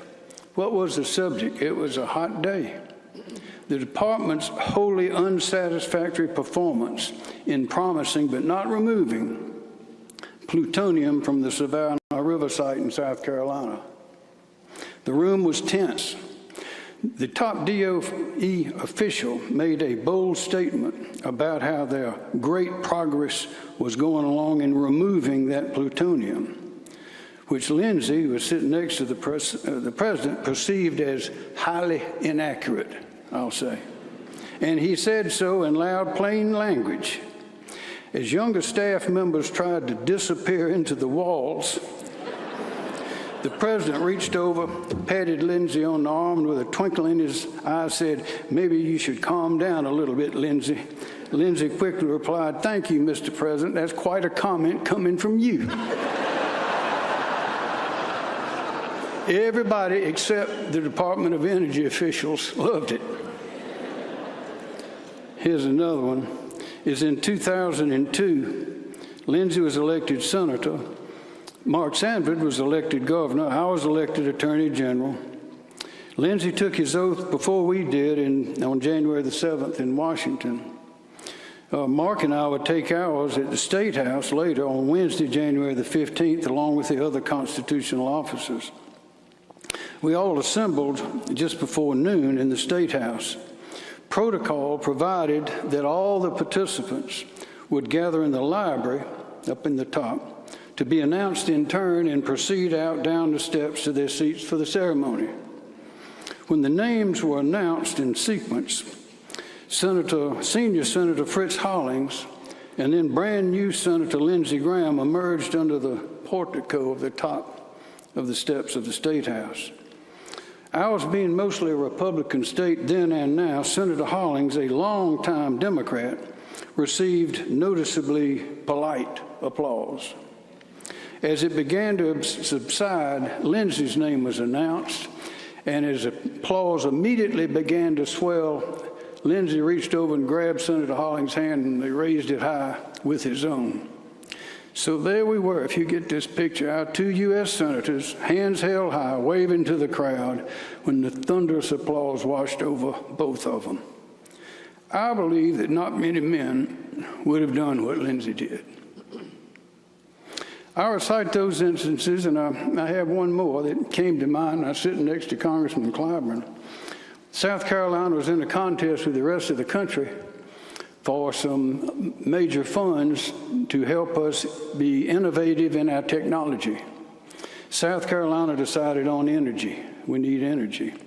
And we were working at about 300 applications. It'd be narrowed down to 12 states would get this money.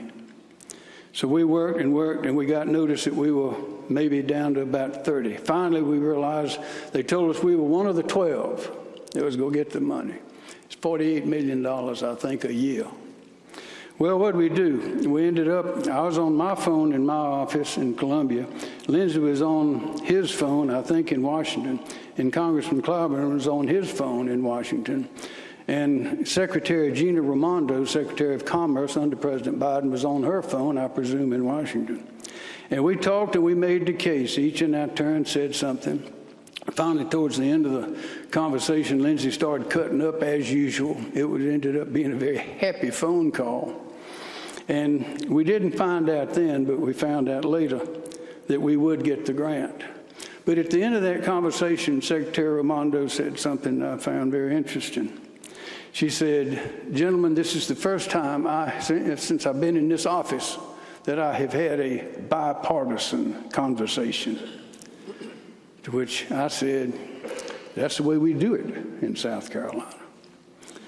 Lindsey was at the forefront of that type of approach to life. I recite all these instances just to present the picture of a man I would describe as a full-fledged son of South Carolina, a man of genuine happiness, dedicated to his state and devoted to his friends and to his family. Yet, a man who, to protect the people of his state or in response to injustice, could bring forth a torrent of ferocious firepower as great as any battleship. We saw a glimpse of this, all of us did, on television when Brett Kavanaugh was under unfair attack in his Supreme Court Justice hearing. Today, it is in our 250-year anniversary since the birth of our nation, through a violent revolution, I am confident that South Carolina's great leader, Christopher Gadsden, general, statesman, and creator of the Don't Tread on Me flag, would be very proud of Lindsey Graham. I know I am, and I know that you are. I know that people all over the world are, and we are deeply grateful for the life of this poor boy from a little town in South Carolina. We have great music in this church. My church is down the street, but this church got great music, so is mine. We don't have 500 people in the choir, though. If the singer-songwriter Vince Gill were here, y'all maybe know the song. I bet I know what he would say.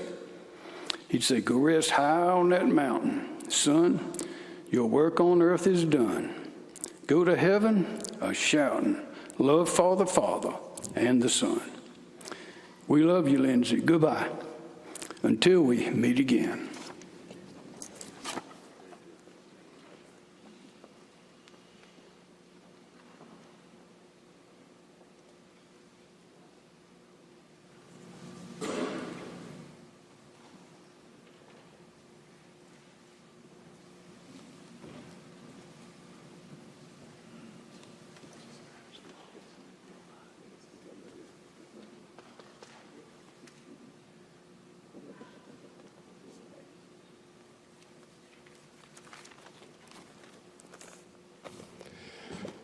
It is good to be home in South Carolina.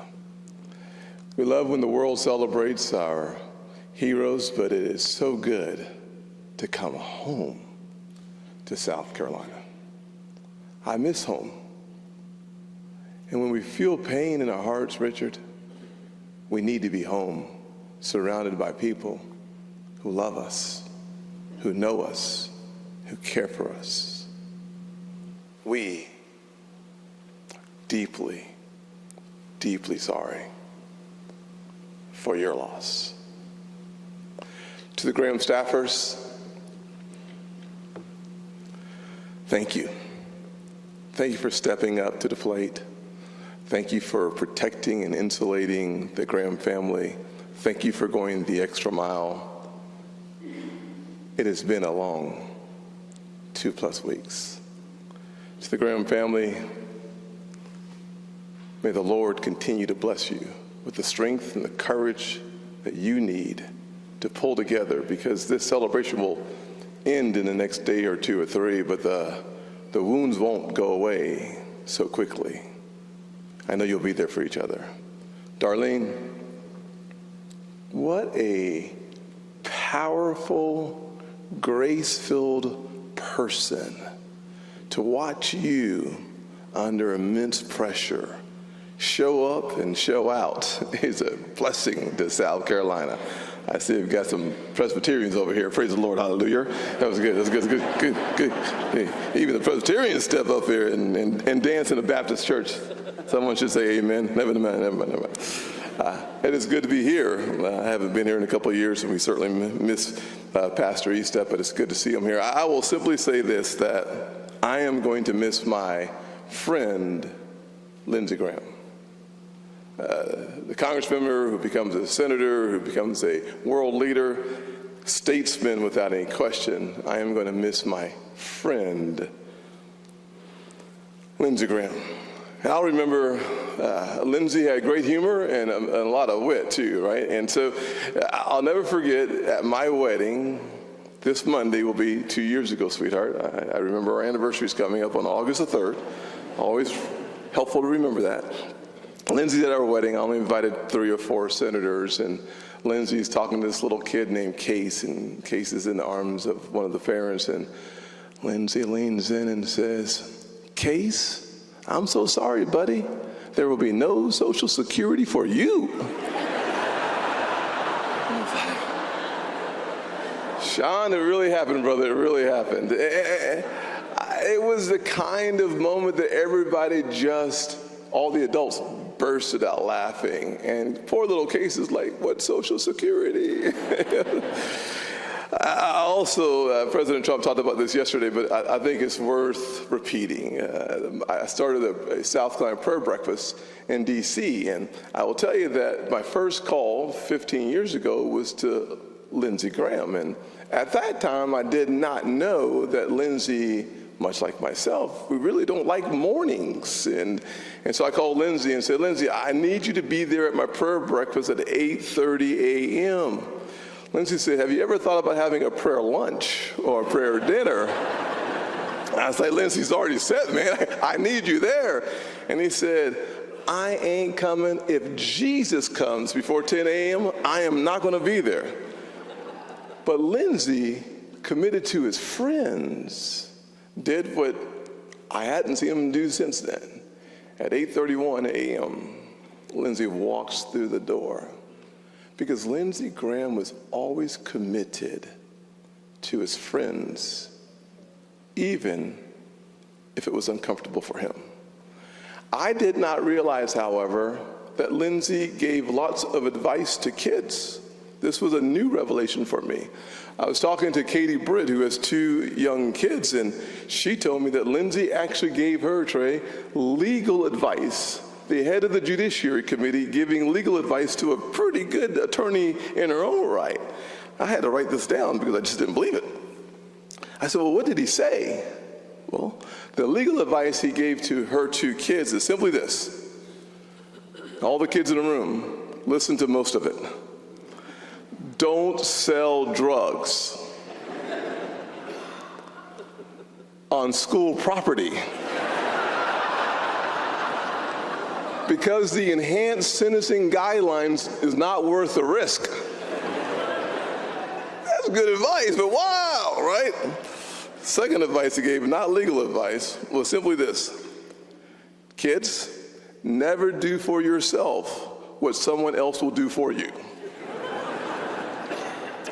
Third piece of advice, he said, get away with as much as you can for as long as you can.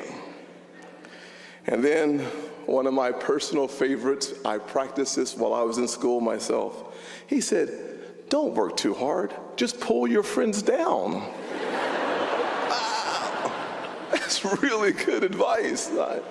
Having failed a couple subjects in high school, Spanish and English, I learned how to do that firsthand. But the advice I most appreciate from Lindsey, he never spoke to me. He lived it. First piece of advice, and I hope that it helps you too.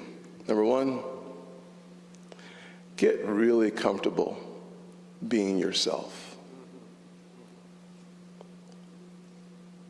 Get really comfortable being yourself. But in order to get comfortable being yourself, he would say, through his actions and not his words, you've got to know yourself.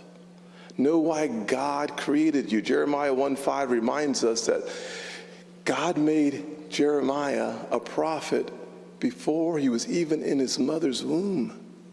Sometimes to be yourself and comfortable in your own skin, you've got to walk alone. God doesn't want carbon copies.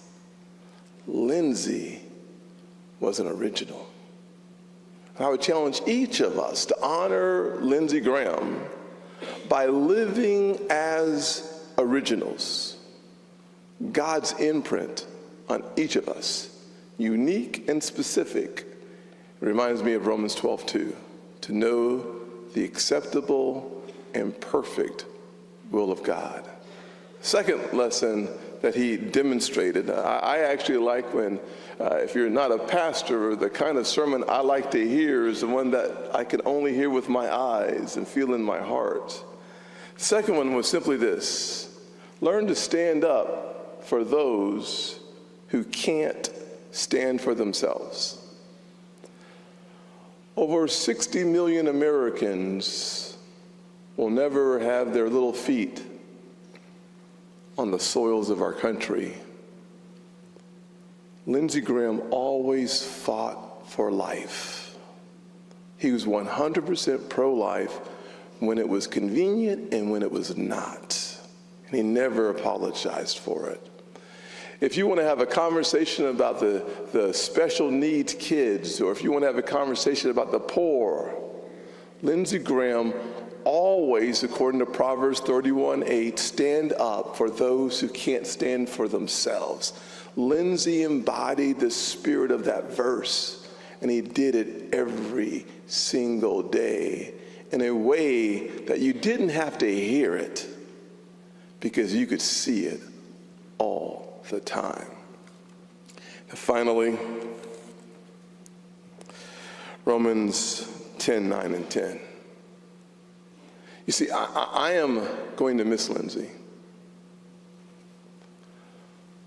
But when I get to heaven, it will feel like for just seconds, because I know eternity is real.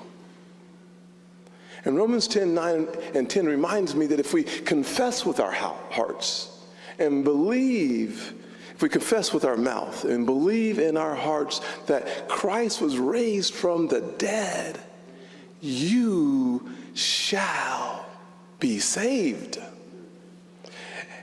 And if you're saved, you get the benefit of spending eternity with the ones you love the most, like Lindsey Graham.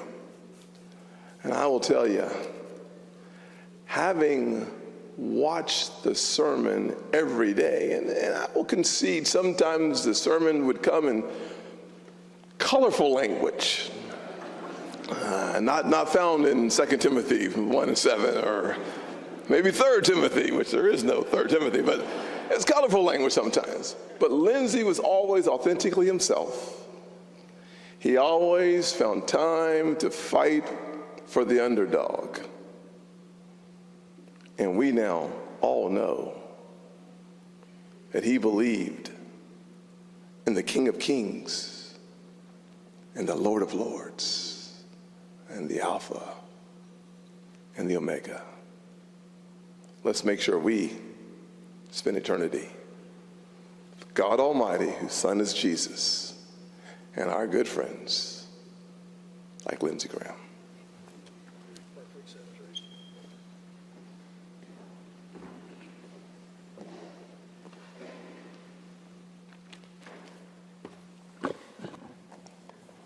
Darline, thank you for giving me the honor of honoring your brother. You know, yesterday the world said goodbye to Lindsey Graham in a beautiful 4-hour church service.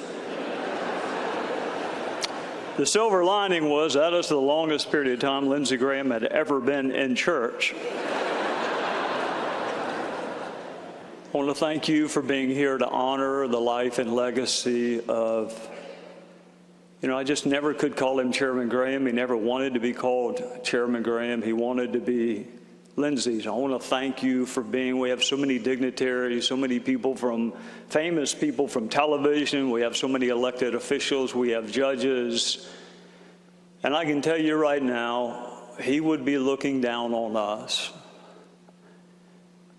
wondering why there weren't more people here and why Governor McMaster had not already named the city of Columbia after him.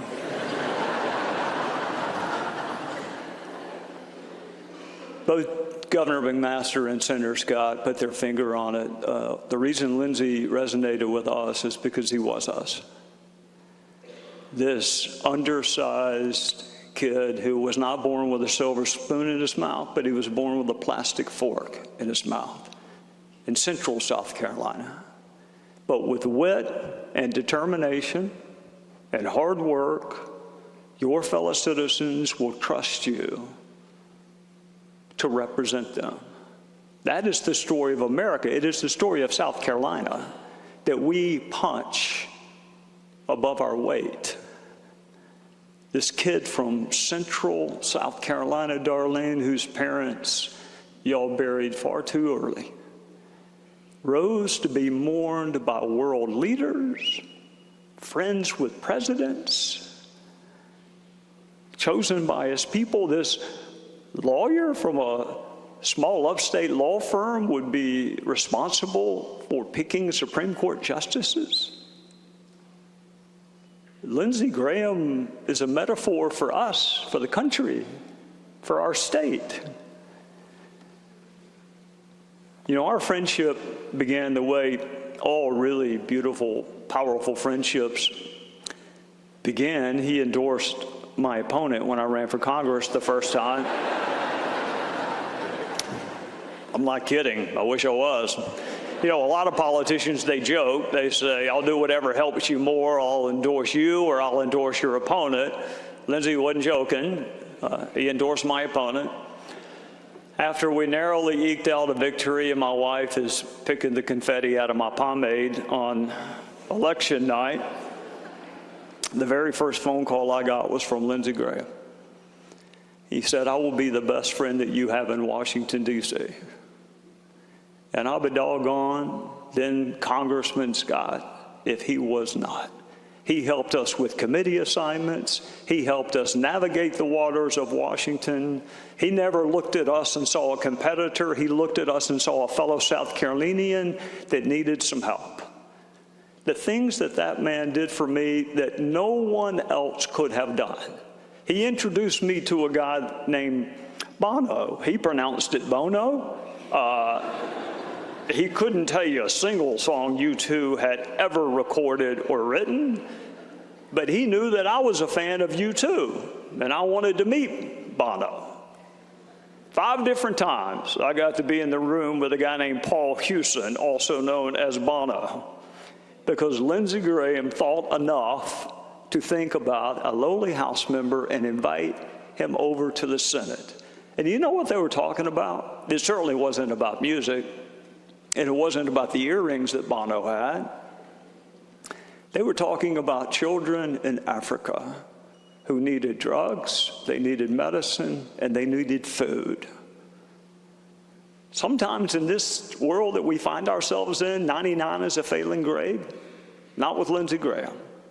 If he could find one thing that he agreed with you on, that's what he put his energies in. And with Bono, it was children in Africa.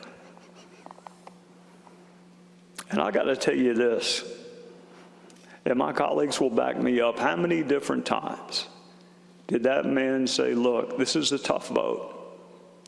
I'm going to vote yes.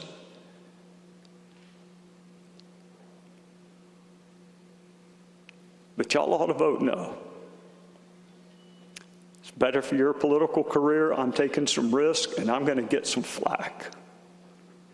But you need to do what is best for you, and I am going to do what is best for my beloved state of South Carolina. And he cast some really tough votes. I never met a less pretentious person in my life than Lindsey Graham. It wasn't the trappings of office that he cared about, it was the work. And there is some bitter symmetry to the fact that it was work that he lived for, Darline, but I am convinced that it is work that took him from us. On those long trains and this plane ride to Ukraine, not because, as the media tells us, he loved war, but because blessed are the peacemakers. People had it wrong about Lindsey Graham. Was he willing to go to war? Yes, as a last resort. Blessed are the peacemakers. He was on a trip, what turned out to be his last trip, trying to broker peace in a war where hundreds of thousands of people had lost their lives. For those D.C. reporters who believe that Lindsey lacked convictions, I can assure you he did not, because I witnessed several of them. Andrew King is here. Andrew, Richard Perry, Van Cato. I can't even call you staff. You were not staff to him. You were family to him. You were the sons that he did not have. And we endured a lot together. So far in life, the 4 of us have never shared a prison cell. There's still time, but we haven't done it. Not prisoners of war. But we shared a golf cart with him, and we played golf with him, and I'm not sure there's that much difference between the three. The convictions that Lindsey Graham had that come to mind immediately is he had an almost religious aversion to using what we call a rangefinder. If you are familiar with golf, it tells you what the yardage is, so you don't have to ask somebody else 15 times, how many yards do I have? He had a deeply held conviction against using hearing aids. And Sean and Ansley, he had a really deeply held conviction against the memory supplements that we sell on Fox News during commercial breaks. Because I'm just going to give you a glimpse of what playing golf with Lindsey Graham was like. So he would tee off having hit no warm-up shots whatsoever, and it would go so far left that I think geometrically it may have actually been right. I think you could walk either direction and you would find the ball at the same time. And he would say, you know, hey, Trey, go get that golf ball for me. And I would say, Chairman, I love you to death, but there's a reason my wife and I left the church we were at in Spartanburg. I don't like snakes. I am not going to look for your golf ball. And he said, well, I'll just drop one out in the fairway with you. And he said, how far do I have? 168 yards. First two times you ever said anything to Lindsey Graham were just for fun. He didn't hear him. 168 yards. How far I got? 168 yards, Chairman. 68? How did you get to be the chairman of budget? 168 yards. What do you think I ought to hit? Whatever goes 168 yards, Lindsey, I don't have any idea. I'm going to hit a pitching wedge. Well, if we were hitting off the top of Mount Everest, yes, you should hit a pitching wedge. Lindsey, you don't hit a 168-yard pitching wedge. Times that by 18, times how many rounds of golf I was privileged to play with that man.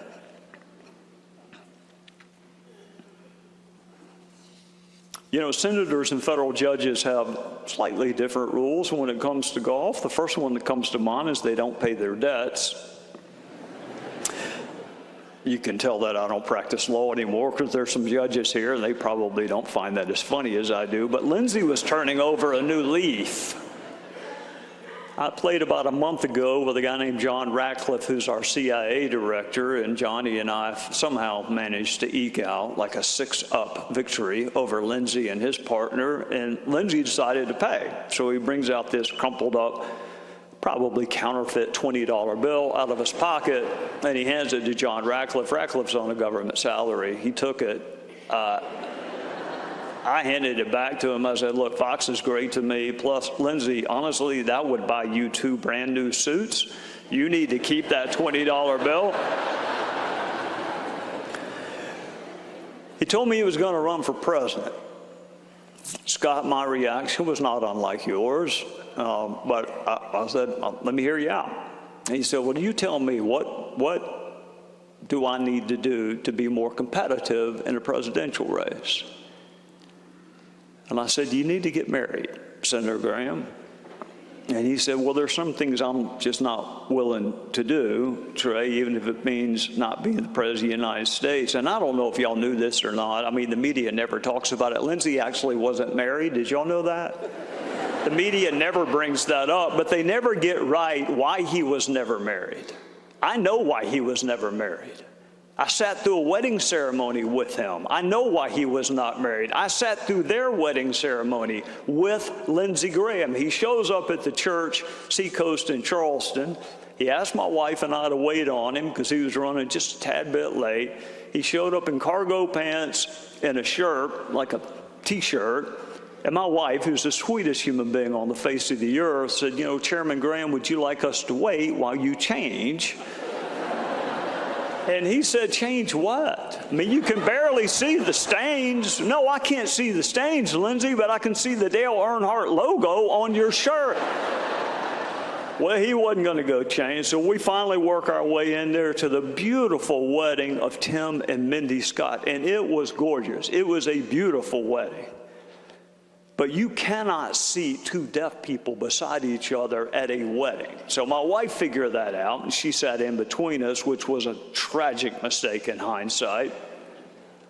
So for those who are wondering why Lindsey Graham was never married, there's not a chance in the world that he would have made it through the wedding vows, because he didn't make it through Tim and Mindy's. When the pastor got to for better or worse, Lindsey whispered to me like an F5 tornado, like, how sick are we talking about? You mean like seasonal allergies? You mean a cold? And my wife's trying to get us both to calm down, and then they get to for richer, for poor, and you can imagine what his reaction to that was. Tim, don't do it. Negotiate. Let me go start another gang up in Washington and get you a better deal. So you have no idea how hard it is to get kicked out of a wedding, but we managed to do it.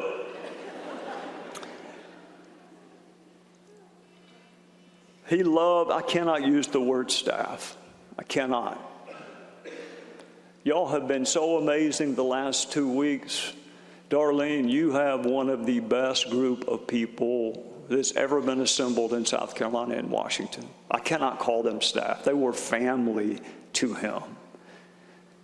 And old Richard Perry, God bless him, he's been with Lindsey since the earth cooled.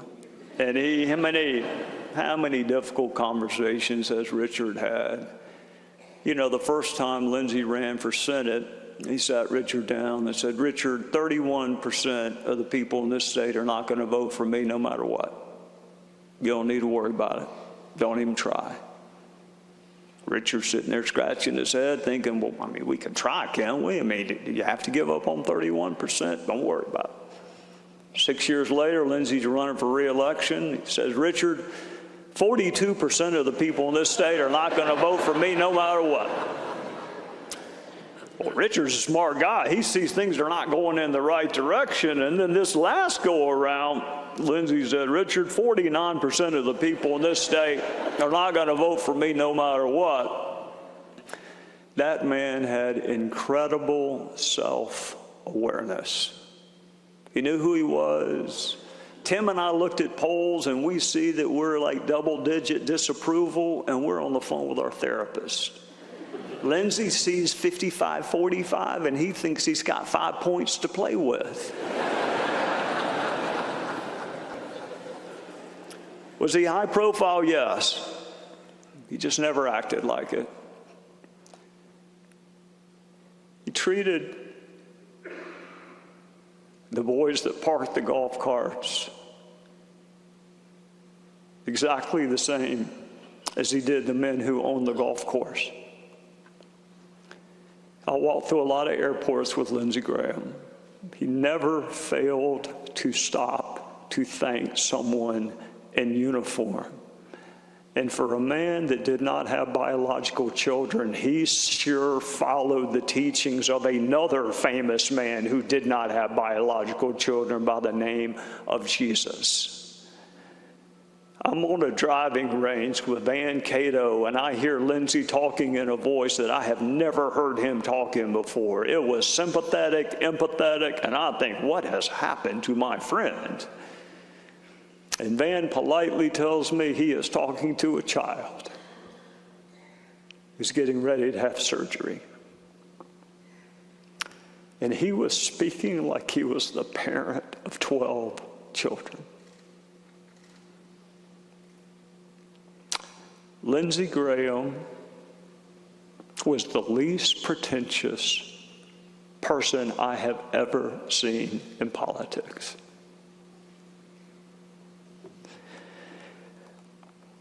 Speaking of that prayer breakfast, I was going to let it go, but I can't. You know, I should listen to my wife. She said, let that one go, Trey. I can't do it, honey. I'm sorry. Yes, Tim Scott had a prayer breakfast. And there for a while, I mean, back when I was there wasn't any talk about your personal sex life at the prayer breakfast. That came later after I left. So Lindsey was sometimes, that's not true. Lindsey was always late. It wasn't sometimes late, he was always late. And Tim had just finished a beautiful sermon, and I was so lucky I had two senators that quoted the Bible. One of them got it right, and one of them wasn't even close. So Tim asked us to share our favorite Bible verse, and Lindsey stood up there and shared his, and I whispered to Tim, that's actually a line from the movie Gladiator. That's not a Bible verse, but... And then that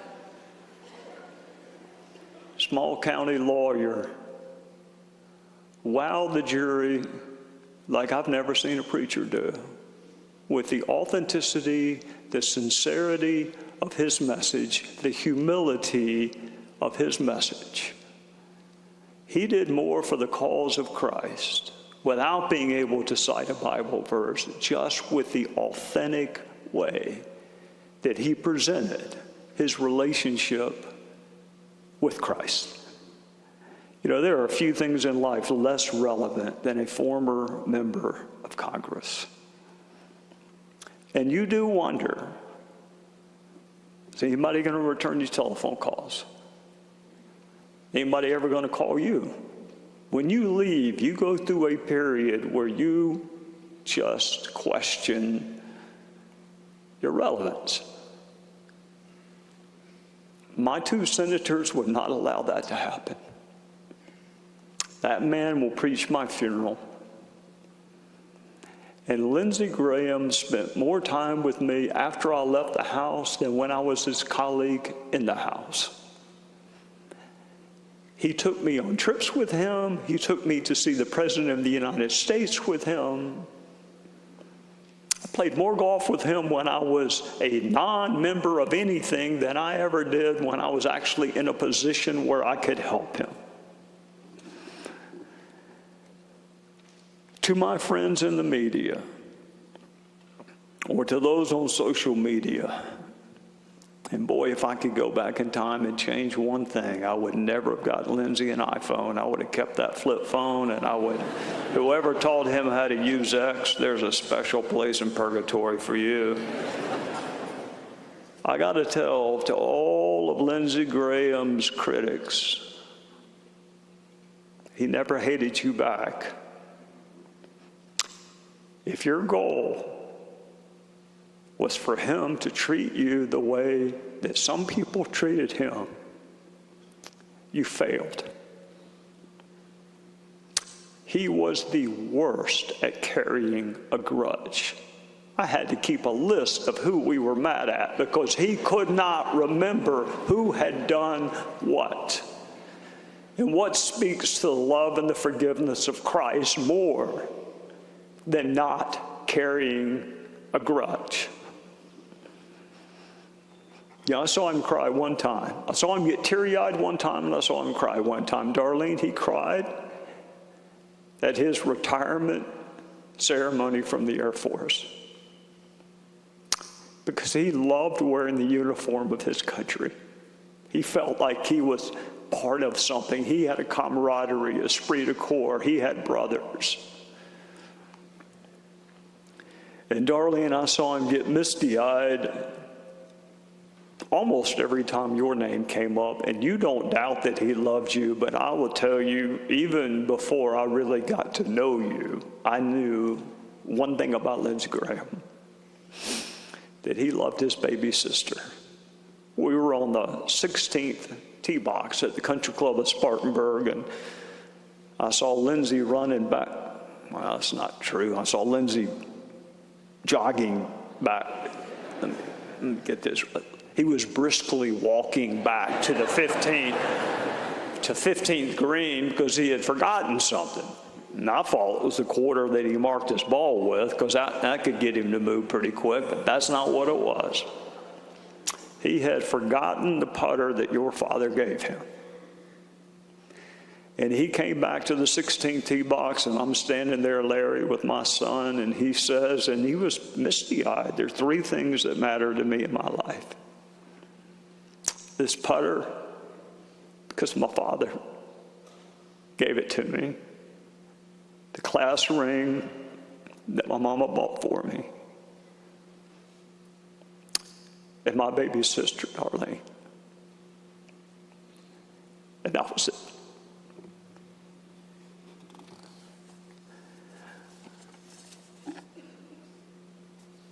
Larry, he liked you as much as any brother can like someone who marries their baby sister. That's the nicest way I can put it for you. If only I had known that July 3rd, when our son and you and Lindsey and I played that round of golf, that it would be the last time I would ever see. If only I'd known. But we don't know, and that's kind of the point, isn't it? That's what Lindsey would tell us. Folks, I was talking to Sean Hannity, and Sean said, what do you think Lindsey would say if he was speaking at our service? And I said, well, Sean, they'd have to beam him in from Saudi Arabia. He wouldn't be at our service. Are you kidding me? But if he were to be beamed in, he would say, those flowers are beautiful. I would love to have seen them when I still could. Send the flowers when people can see them. And he would be so overwhelmed with the outpouring of love that has been visited upon him and his legacy and his family over the last 2 weeks. He'd be overwhelmed. But my heart breaks because he didn't get to hear more of it when he actually could have heard it. So what Lindsey would say is send flowers to people when they can still smell them. And tell people you love them when they can still hear you. Last thing he said to me, Larry, you were in the parking lot, I was in the parking lot. He just was with one of my children, but he said, tell the other child, Abigail, hello, tell Terry hello. He loved my wife. He loved my wife. And I will call you when I get home. That's the last word that crossed his lips to me was home. Lindsey, you are home. Literally, figuratively, you are back in your beloved South Carolina, and you will soon be laid to rest in your hometown. You know, in conclusion, Lindsey was fascinated with life after Congress, probably because he knew he would never experience it. He would be walking the halls of the Senate until he was taken home by the Lord. So he was fascinated, Sean, that people would pay us to read a teleprompter. He was fascinated that people would actually pay to hear the same boring speech that we gave for free when we were members of Congress. So we spent a lot of time talking about what life after Congress was like, because he never would have gotten to experience it. And he knew this. I gave 95 speeches. I've given 95 speeches since I left. Different states, different groups, different topics. One common denominator. Started every one of them with a joke about Lindsey Graham. You only pick on people that you love, so I wanted there to be no doubt that I love that man. So I won't tell the joke, but I will never tell it again. I will give you a glimpse, and then we will draw this to an end. I tell this joke about 3 of my friends going to heaven and violating the rules of heaven. John Boehner was one of them. He broke into a CVS and stole some cigarettes and some self-tanning lotion, and he was chained to Roseanne Barr. And then I said Marco Rubio violated the rules of heaven. He broke into Mary Magdalene's apartment to steal some high-heel boots in case he ever ran for president again. And he was chained to Richard Simmons with a 3-foot-long chain. And then the punchline is, and then I see my friend Lindsey Graham, and he's chained to Cindy Crawford. And in a voice as loud as thunder, I hear, Cindy Crawford, you have violated the rules of heaven, and this is your punishment for all of eternity. And I never once had that joke not work. And I will never again tell it. because he's not chained to anybody. He is in the arms of his Lord and Savior. He is surrounded by the love of his parents, Darline. And he is home. He is home. Lindsey, I loved you. You made me laugh. You made me think. Maybe you want to jump out of airplanes. You got me fined by the FCC when you came on my show.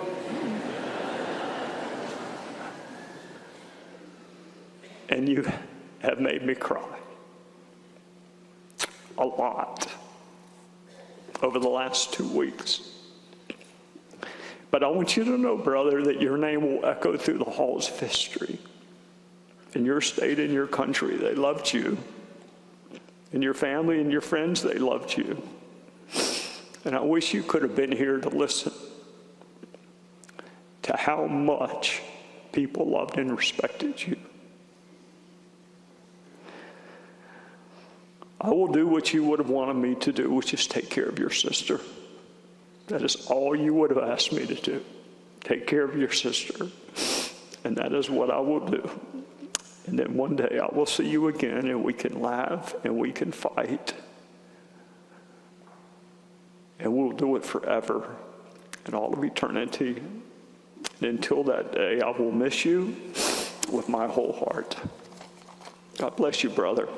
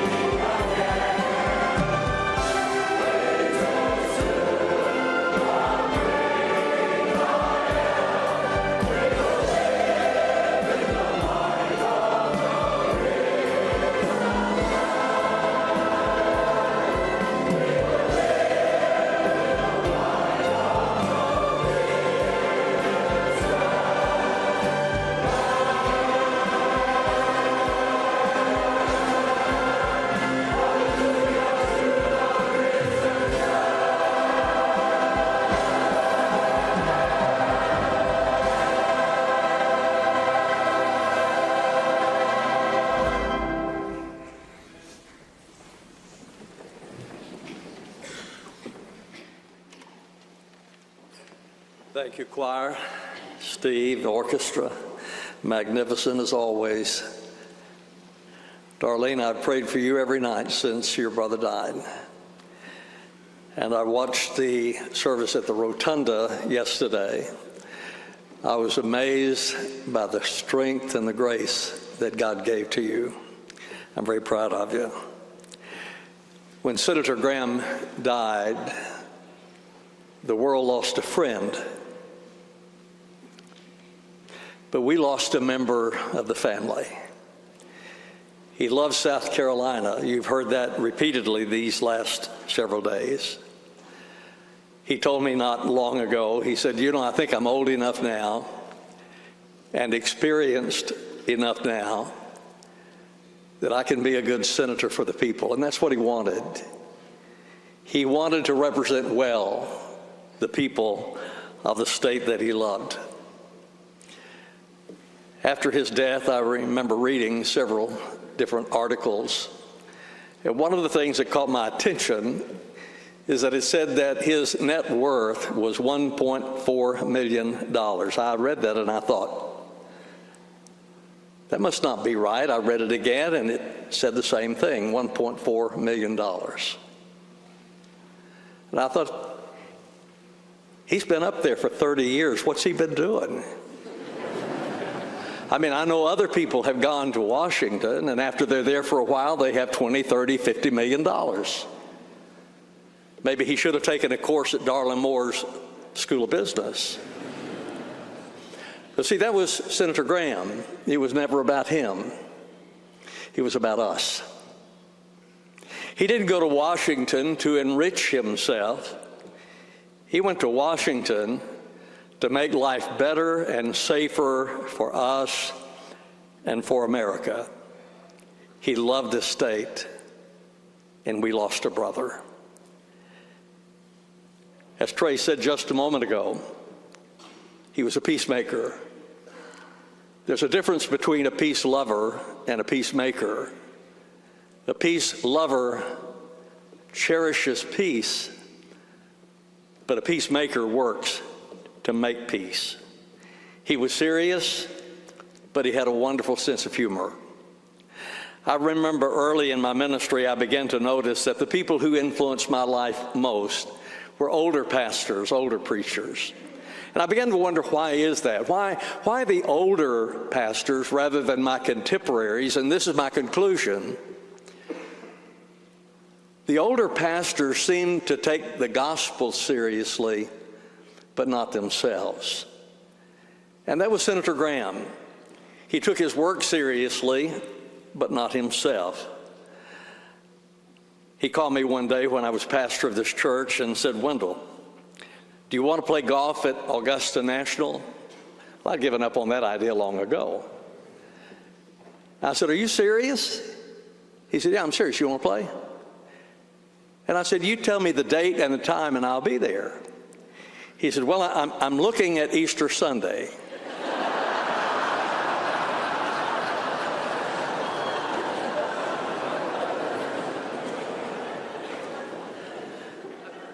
I thought about it for a minute or two, and I said, "I think I can work it out." We did play. It wasn't on Easter, thankfully. I have some deacons that didn't play golf, and they probably wouldn't understand that. We did play. It just wasn't on Easter Sunday. When we received news that he had passed, we were shocked. We didn't understand it. I mean, what just happened? We weren't expecting that. You know, when I was young, I thought for every question there was an answer, and I normally had the answers to the questions. As I got older, I began to realize there are a lot of questions to which there are no easy answers. Solomon was the wisest man in the world, but he was not omniscient. There were things that he didn't know, he didn't understand. David didn't understand the prosperity of the wicked and the suffering of good people. And he said in Psalm 73, "Behold, these are the wicked and always at ease. They have increased in wealth. Surely in vain I have kept my heart pure and washed my hands in innocence." We have questions when death comes to those we love. My dad died at 43, and I didn't understand it. He was a good man. He knew God. He was a deacon in the church. He loved my mother. He was a good father. I didn't understand it. I still don't. There are questions to which we have no answers. We don't really understand the senator's passing at such a young age. Wasn't expected. He was here a couple of weeks before he died at Celebration of Liberty. And we were talking. I said, "Senator, you look great. You've lost weight. You really look good." And he said, "I'm getting ready for the next 6 years." He wasn't expecting to be here like this. Death comes and we don't always have the answers as to why. What I hope to do today, and I'm going to do it as briefly as I can, what I hope to do today is to encourage you from the Word of God. And the passage of Scripture I'm going to read is Isaiah chapter 6, beginning in verse 1. "In the year that Uzziah died, I saw the Lord seated on a high and lofty throne, and his robe filled the temple. Seraphim were standing above him. Each one had 6 wings. With 2 he covered his face, with 2 he covered his feet, and with 2 he flew. And one called to another, 'Holy, holy, holy is the Lord of hosts. His glory fills the whole earth.'" I'm going to refer to 8 verses, and in those 8 verses, there are 3 actions. Isaiah said, "I saw, I said, I heard." First of all, he said, "I saw the Lord sitting on a throne." This was a devastating time for the people of Judah. Uzziah the king had died. They were desperate. They didn't know what the future held for them. They didn't know what was going to happen in Judah. So they were desperate. That was the thing that drove Isaiah to the temple. And he said when he was there, he said, I saw the Lord sitting on a throne. The word for Lord that is used there is not Yahweh, which speaks of his essence. It is Adonai, which speaks of his dominion. He is saying, I saw the Lord who is sovereign, the sovereign God. That's a good word for us, because there's a sense in which we are a little bit confused. We're not sure. And we need to see again a sovereign God. You see, when sickness looms, he's sitting on his throne. When fear threatens us, he is on the throne. When doubt questions us, he is on the throne. And when death comes, he is on the throne. I think the Apostle Paul understood that, because when Paul was facing the executioner, he wrote to Timothy and he said, Timothy, the time of my departure is at hand. I fought a good fight, kept the faith, finished my course. Henceforth there is laid up for me a crown of righteousness, which the Lord, the righteous judge, will give me at that day, but not to me only, to all those who love his appearing. He said, Timothy, the time of my departure has come. The word departure is a military word. The Army used it to refer to breaking camp and moving to another location. The Navy used it to refer to hoisting anchorage, setting sail. In other words, they understood the word departure to mean going from one place to another. That is the way that the Apostle Paul understood death. It is going from one place to another place. He saw the sovereign Lord. When Isaiah saw God, he was sitting on a throne. He is sovereign. He is majestic. He said he was lofty, higher than all others. He is exalted, greater than all others. He is holy, holy, holy.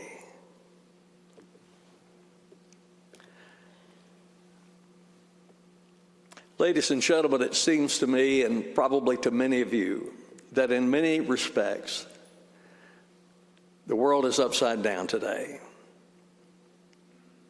Evil is called good. Good is called evil.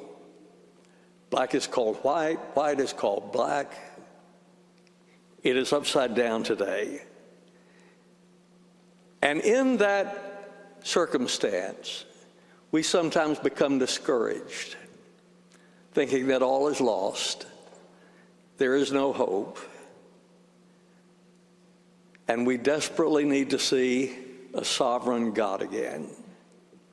I pray every night I have for some time, Lord, remove the scales from my eyes, that I don't just see the garbage that is out there, but help me see the Lord sitting on a throne, because he is sovereign.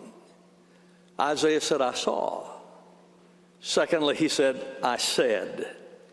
Then I said, woe is me, for I am ruined, because I'm a man of unclean lips, and live among a people of unclean lips, and because my eyes have seen the King, the Lord of hosts. Isaiah saw God, and then he saw himself, and he said, woe is me. Isaiah was not prideful because of his vision. He was humble because he saw his sinfulness. Senator Graham walked the halls of this world's power, but he never forgot who he was. He was a boy from South Carolina who grew up in a pool hall, and that gave him a humility that was attractive to all of us.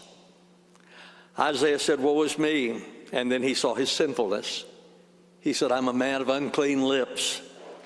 Matthew Henry wrote, those are fittest to be employed for God, who are low in their own eyes and are made deeply sensible of their own weakness and unworthiness. Senator Graham knew and confessed his sinfulness. He knew his need. And then the holy God, Isaiah said, cleanses us. Verse 6. Then one of the seraphim flew to me, and in his hand was a glowing coal that he had taken from the altar with tongs. He touched my mouth with it and said, "Now that this has touched your lips, your wickedness is removed, and your sin is atoned for." Senator Graham did not always know the language of the church, but I believe he knew the Lord. He confessed that, and his actions confirmed that. He was a tireless fighter for the unborn. He fought for peace. He fought for justice. He fought for Christian values. But you know what troubles me most?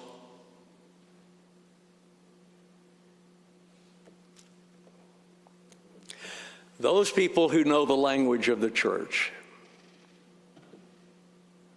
and because they know the language, they convince us they know the Lord, when their actions testify that they do not. I believe that he knew the Lord, but not always our language. Third, I heard the voice of the Lord saying, "Who should I send? Who will go for us?" I said, "Here am I, send me." The Lord said, "Who will go for us?" And Isaiah said, "Here am I, send me." I think Senator Graham heard that voice, "Who will go for us?" And he said, "Here am I, send me." He traveled the world on a quest for peace. How many times was he in the Middle East? 10 times in Ukraine, just came back from a successful mission. He heard the voice of God. "Who will go for us? Here am I, send me." But ladies and gentlemen, after the Lord tells us to go, there is a time when he tells us to come.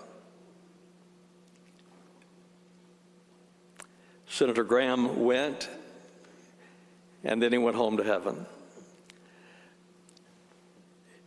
You know, all of us are going to end up in heaven or hell. I don't know. I'm curious about heaven. I know some about it because of what I read. The Bible says it's a place of beauty, more beautiful than Senator Graham's beloved South Carolina, streets of gold, gates of pearl, place of service.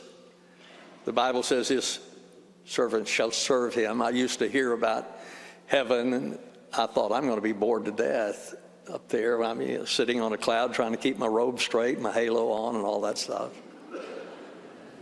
And then I read that verse. It says that his servants shall serve him. I believe we're going to be productive when we get to heaven. I'm not sure what we'll do, but I believe we'll be productive. It's a place of sinlessness. There's none there. Place of peace. The Bible says he shall wipe away every tear from their eyes. There shall no longer be any death. There shall no longer be any mourning, crying, pain. First things have passed away. Place of reunion. We will see again those who know the Lord if we know the Lord. I believe, and I do, I believe I'll see my mother, my dad again, my brother, my sister, our senator. I believe that we will be reunited. Will we know each other? We're not going to have less sense up there than we do down here. So yes, we're going to know each other when we get there. Let me close with this. I read this some time ago, and it's always been meaningful to me because it is a description of death that pictures it for me, and perhaps it will for you. I'm standing upon the seashore. A ship at my side spreads her white sails in the morning breeze and starts for the blue ocean. She is an object of beauty and strength, and I stand and watch her until at length she is only a ribbon or a white cloud just where the sea and the sky come to mingle with each other. Then someone at my side says, "There, she's gone." She's gone where? Gone from my sight, that's all. She is just as large in mast and hull and spar as she was when she left my side, and just as able to bear her load of living freight to the place of destination.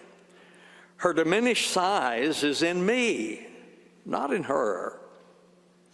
And just at the moment when someone at my side says, "There, she's gone," there are other voices ready to take up the glad shout, "There she comes," and that is dying. Senator Graham is gone from our shore, but he has been welcomed on heaven's shore. Our gracious Father, we thank you for the promise in Jesus Christ that those who know him will be forever with you, and we will be reunited with those loved ones in Christ. Lord, I pray for Darline and the family. I pray that you will comfort them, give them peace, and bless them. And I thank you, Father, for the friendship, for the life of Senator Graham. He was a blessing to us. Father, thank you for these who have come to pay their respects. I pray you'll bless them in Jesus' name. Amen.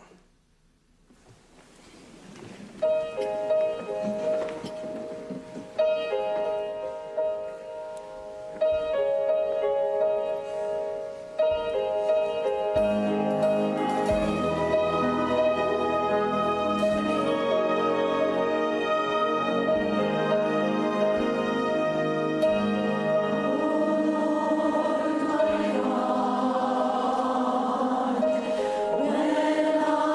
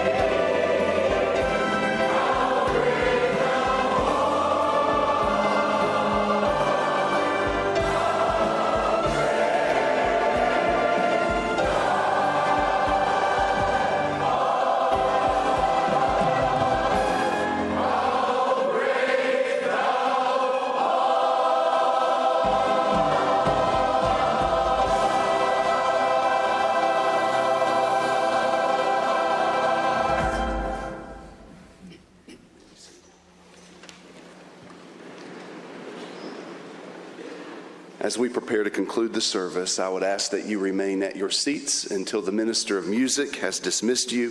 Following the benediction, the family is going to recess behind the casket, after which the honor guard will prepare to escort Senator Graham's remains from the sanctuary to street level. And once the family has exited the sanctuary down to the cars behind the casket, you'll be dismissed. Thank you for joining us today. Thank you for your continued prayers for Darline, for Senator Graham's family and his staff, and all those who will mourn in the days ahead. Now receive this blessing from the word of the Lord. The Lord will protect you from all evil. He will keep your soul. The Lord will guard your going out and your coming in from this time forth and forever. And the peace of God, which surpasses all comprehension, will guard your hearts and your minds in Christ Jesus. Amen.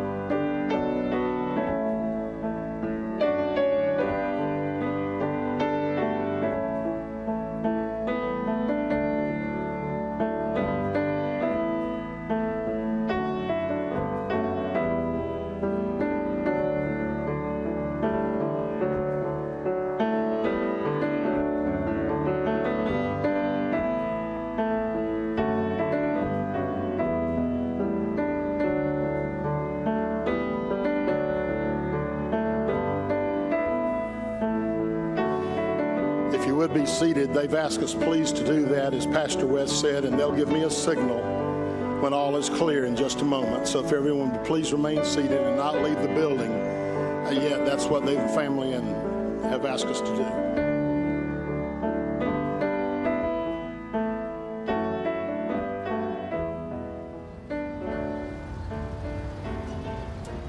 This is SCE TV's Gavin Jackson coming to you from the South Carolina State House, and you're watching images of the conclusion of the late Senator Lindsey Graham's service there at First Baptist Church in downtown Columbia. We've been watching this, and I'm going to give you this moment now just for our listeners on radio. His casket is being escorted out of the church. That military honor guard. We're going to watch this right now.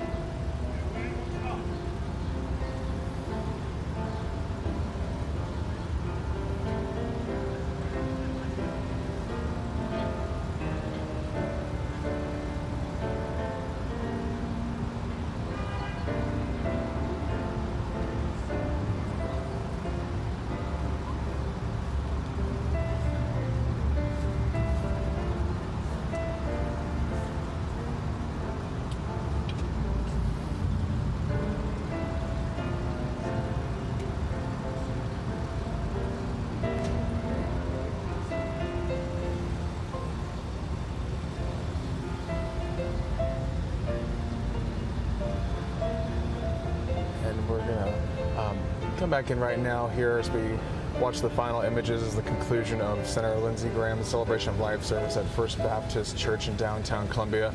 It was roughly a 2-hour-long service that started at noon and has just concluded. And we're going to be with you just for a few more moments here. I'm with USC political science professor Kirk Randazzo on the State House grounds where today's events began.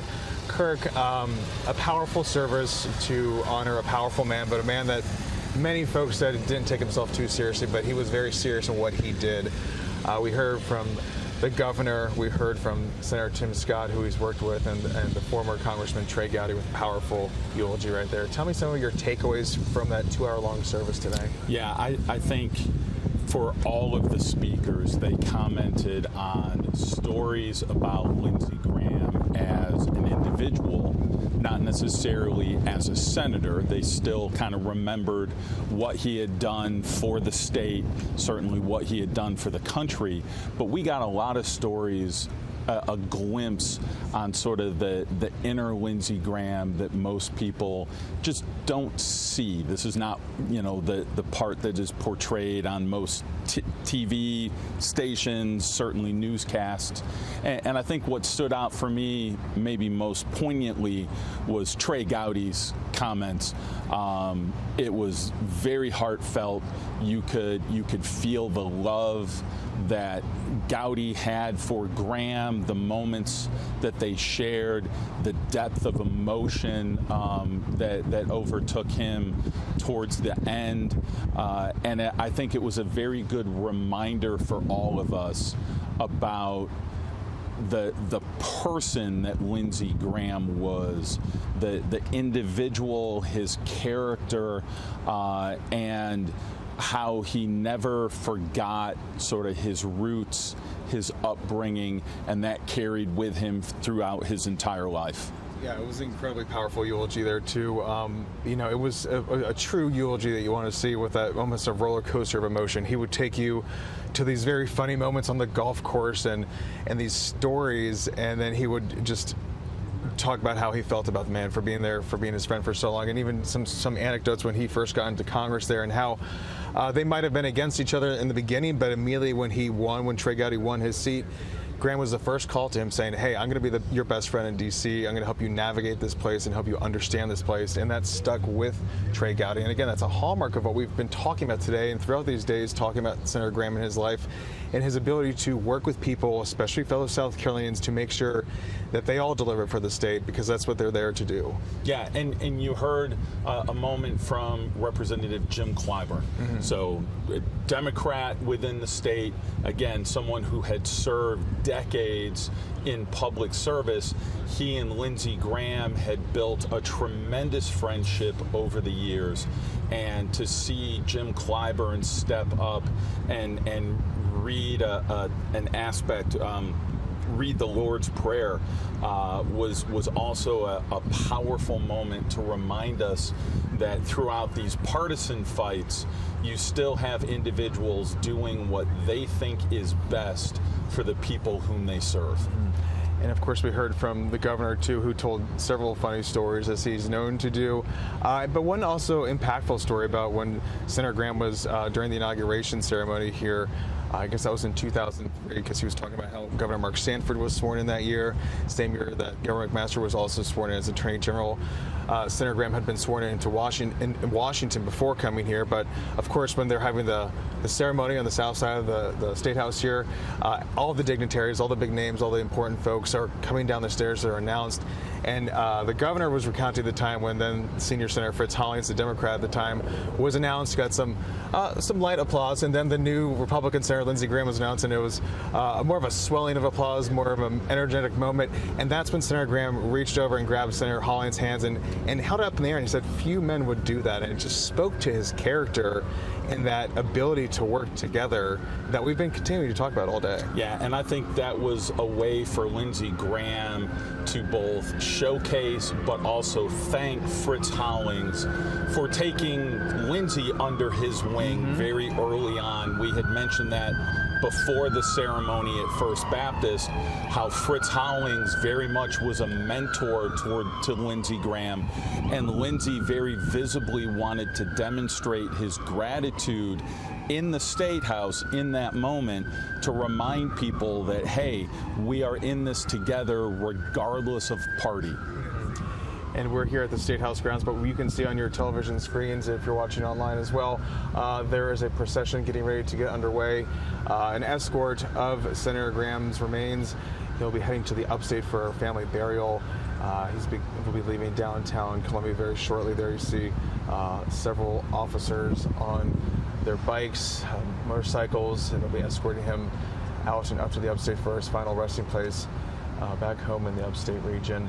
And of course, as we wait for that to move and continue to talk about the ceremony that lasted close to 2 hours, we also talk about Senator Tim Scott, who has served in the Senate with Graham since 2013, and he just talked about just how Senator Graham would show up and show out, and he's going to miss my friend Lindsey Graham, senator to world leader and statesman. I mean, not every senator is a world leader, Kirk. I mean, it's like, and again, we've been talking about as well what we saw at Washington National Cathedral yesterday in the Rotunda. He affected so many lives and was so connected to so many things. Yeah, and not only the world leader part, and as you said, Benjamin Netanyahu, Volodymyr Zelensky, they came to Washington yesterday to pay tribute to Lindsey Graham, but also somebody who made sure to be supportive and go out of their way to help friends. So Tim Scott had the story about his prayer breakfast at 8:30 in the morning, then commenting how he didn't know Lindsey Graham was not a morning person, and joked how the senator was like, well, couldn't you make it a prayer lunch, or better yet, a prayer dinner? But even though Scott said, well, it's already booked, I need you there at 8:30, Lindsey Graham showed up every single time, despite the fact that that wasn't his best time of day to do anything. And the governor also continued to share some stories, even from the 2008 campaign trail with Senator John McCain, who was the Republican nominee at the time, and also very close friend, mentor of Senator Graham, and how the three of them were on a campaign bus. And who would have thought the governor was going to bring up Borat, the comedian there, Sacha Baron Cohen, and Senator Graham's impression of him, which has a very distinct voice. I've never heard that. I don't know many people that have heard that story. But I can only imagine how hysterical it was. And to that effect, the governor did mention how Senator McCain was literally just rolling with laughter at the time. Yeah, that story surprised me as well. And, you know, given sort of the partisan nature of Sacha Baron Cohen's sort of comedy, certainly the character Borat, I can only imagine Lindsey Graham doing an impersonation. I think I would be rolling on the floor as well. And I could see where that moment stuck in the governor's mind. And I'm glad he told that story to everybody, because, again, I think that's a side of the person that Lindsey Graham was that we often just don't see, because we don't get past the senator. We don't get the official role to see kind of the individual underneath. And yeah, we were talking about those stories from the governor, and he shares this other one too when he's talking about trying to get one of those technology innovation hubs, an energy innovation hub here in the state, competing with other states for this, and how it was a full frontal effort, full offensive effort by not just him, but Graham and Clyburn, in trying to lobby Washington for one of these innovation hubs to research, you know, energy innovation and things like that. And here's just one example. And he was also talking about, we were talking about Savannah Riverside. He had a story about that and how passionate Graham was about making sure that that stuck around too. So all these things that, again, like, you hear about, but until it gets done, we see the press release, but how it gets done is what we're learning about in these anecdotes and these stories. And of course, we've picked up on them over the years, but to hear them like that, you're like, wow, like, this is what politics is. It's relationships. It's making it work. And if you don't have that, then what do you have? Yeah, and the story from the governor about the Department of Energy grant, how he commented that then Secretary Raimondo under the Biden administration mentioned to them how this was the first time she had had a bipartisan conversation, because it was McMaster, it was Graham, it was Clyburn, and that was something that stuck out to her. And McMaster's response was, well, that's just how we do things in South Carolina.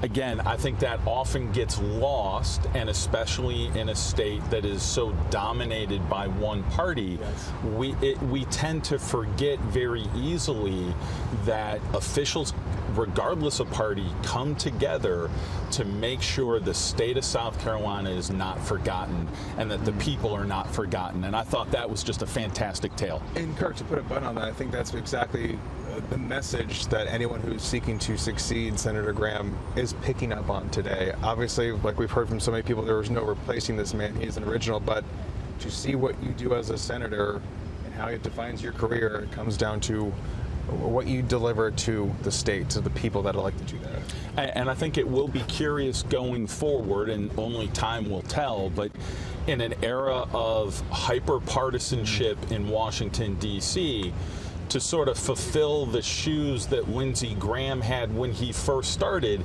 was one to buck the system. And is that potentially an opening for his successor, whoever it might be, to move us back to an era of bipartisanship and maybe lower the temperature a little bit, turn down the dial for all of the political anger and rancor and all the animosity. And remember, at the end of the day, we need to work together to get things done.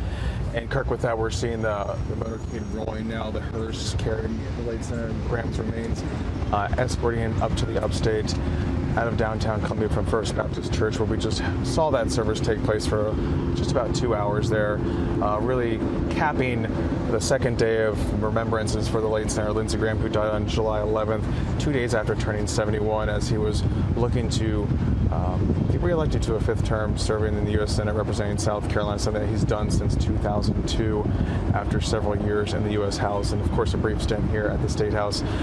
Son of South Carolina, as the governor called him, a true South Carolinian. High praise from everyone that has spoken about him during this time. Of course, a difficult moment for the state. It was a very tragic and sudden loss of the senator due to a heart condition that took place on July 11th there too. But again, a lot of people showing up and showing out for the senator today, including we did see Treasury Secretary Scott Bessent there in the front row, along with Tim Scott, James Clyburn, and the governor and First Lady. And with that, we are concluding our coverage here, Kirk. I want to really thank you for being here with us today for this monumental, this historic event, covering the life and legacy of the late Senator Lindsey Graham, who left us on July 11th, 2026 here. And with that, Scott, Kirk, any final words you want to put a button on that today? No, I just think, probably the best way to close this out is that we had this moment of unity right now where people came together to remember someone. And if that moment can continue, I think that will also be a testimony to Graham's legacy.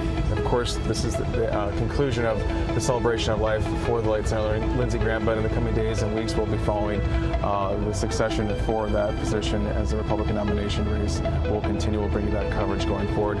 For South Carolina ETV, I am Gavin Jackson with USC Professor Kirk Randazzo. For our entire team here at ETV and Public Radio,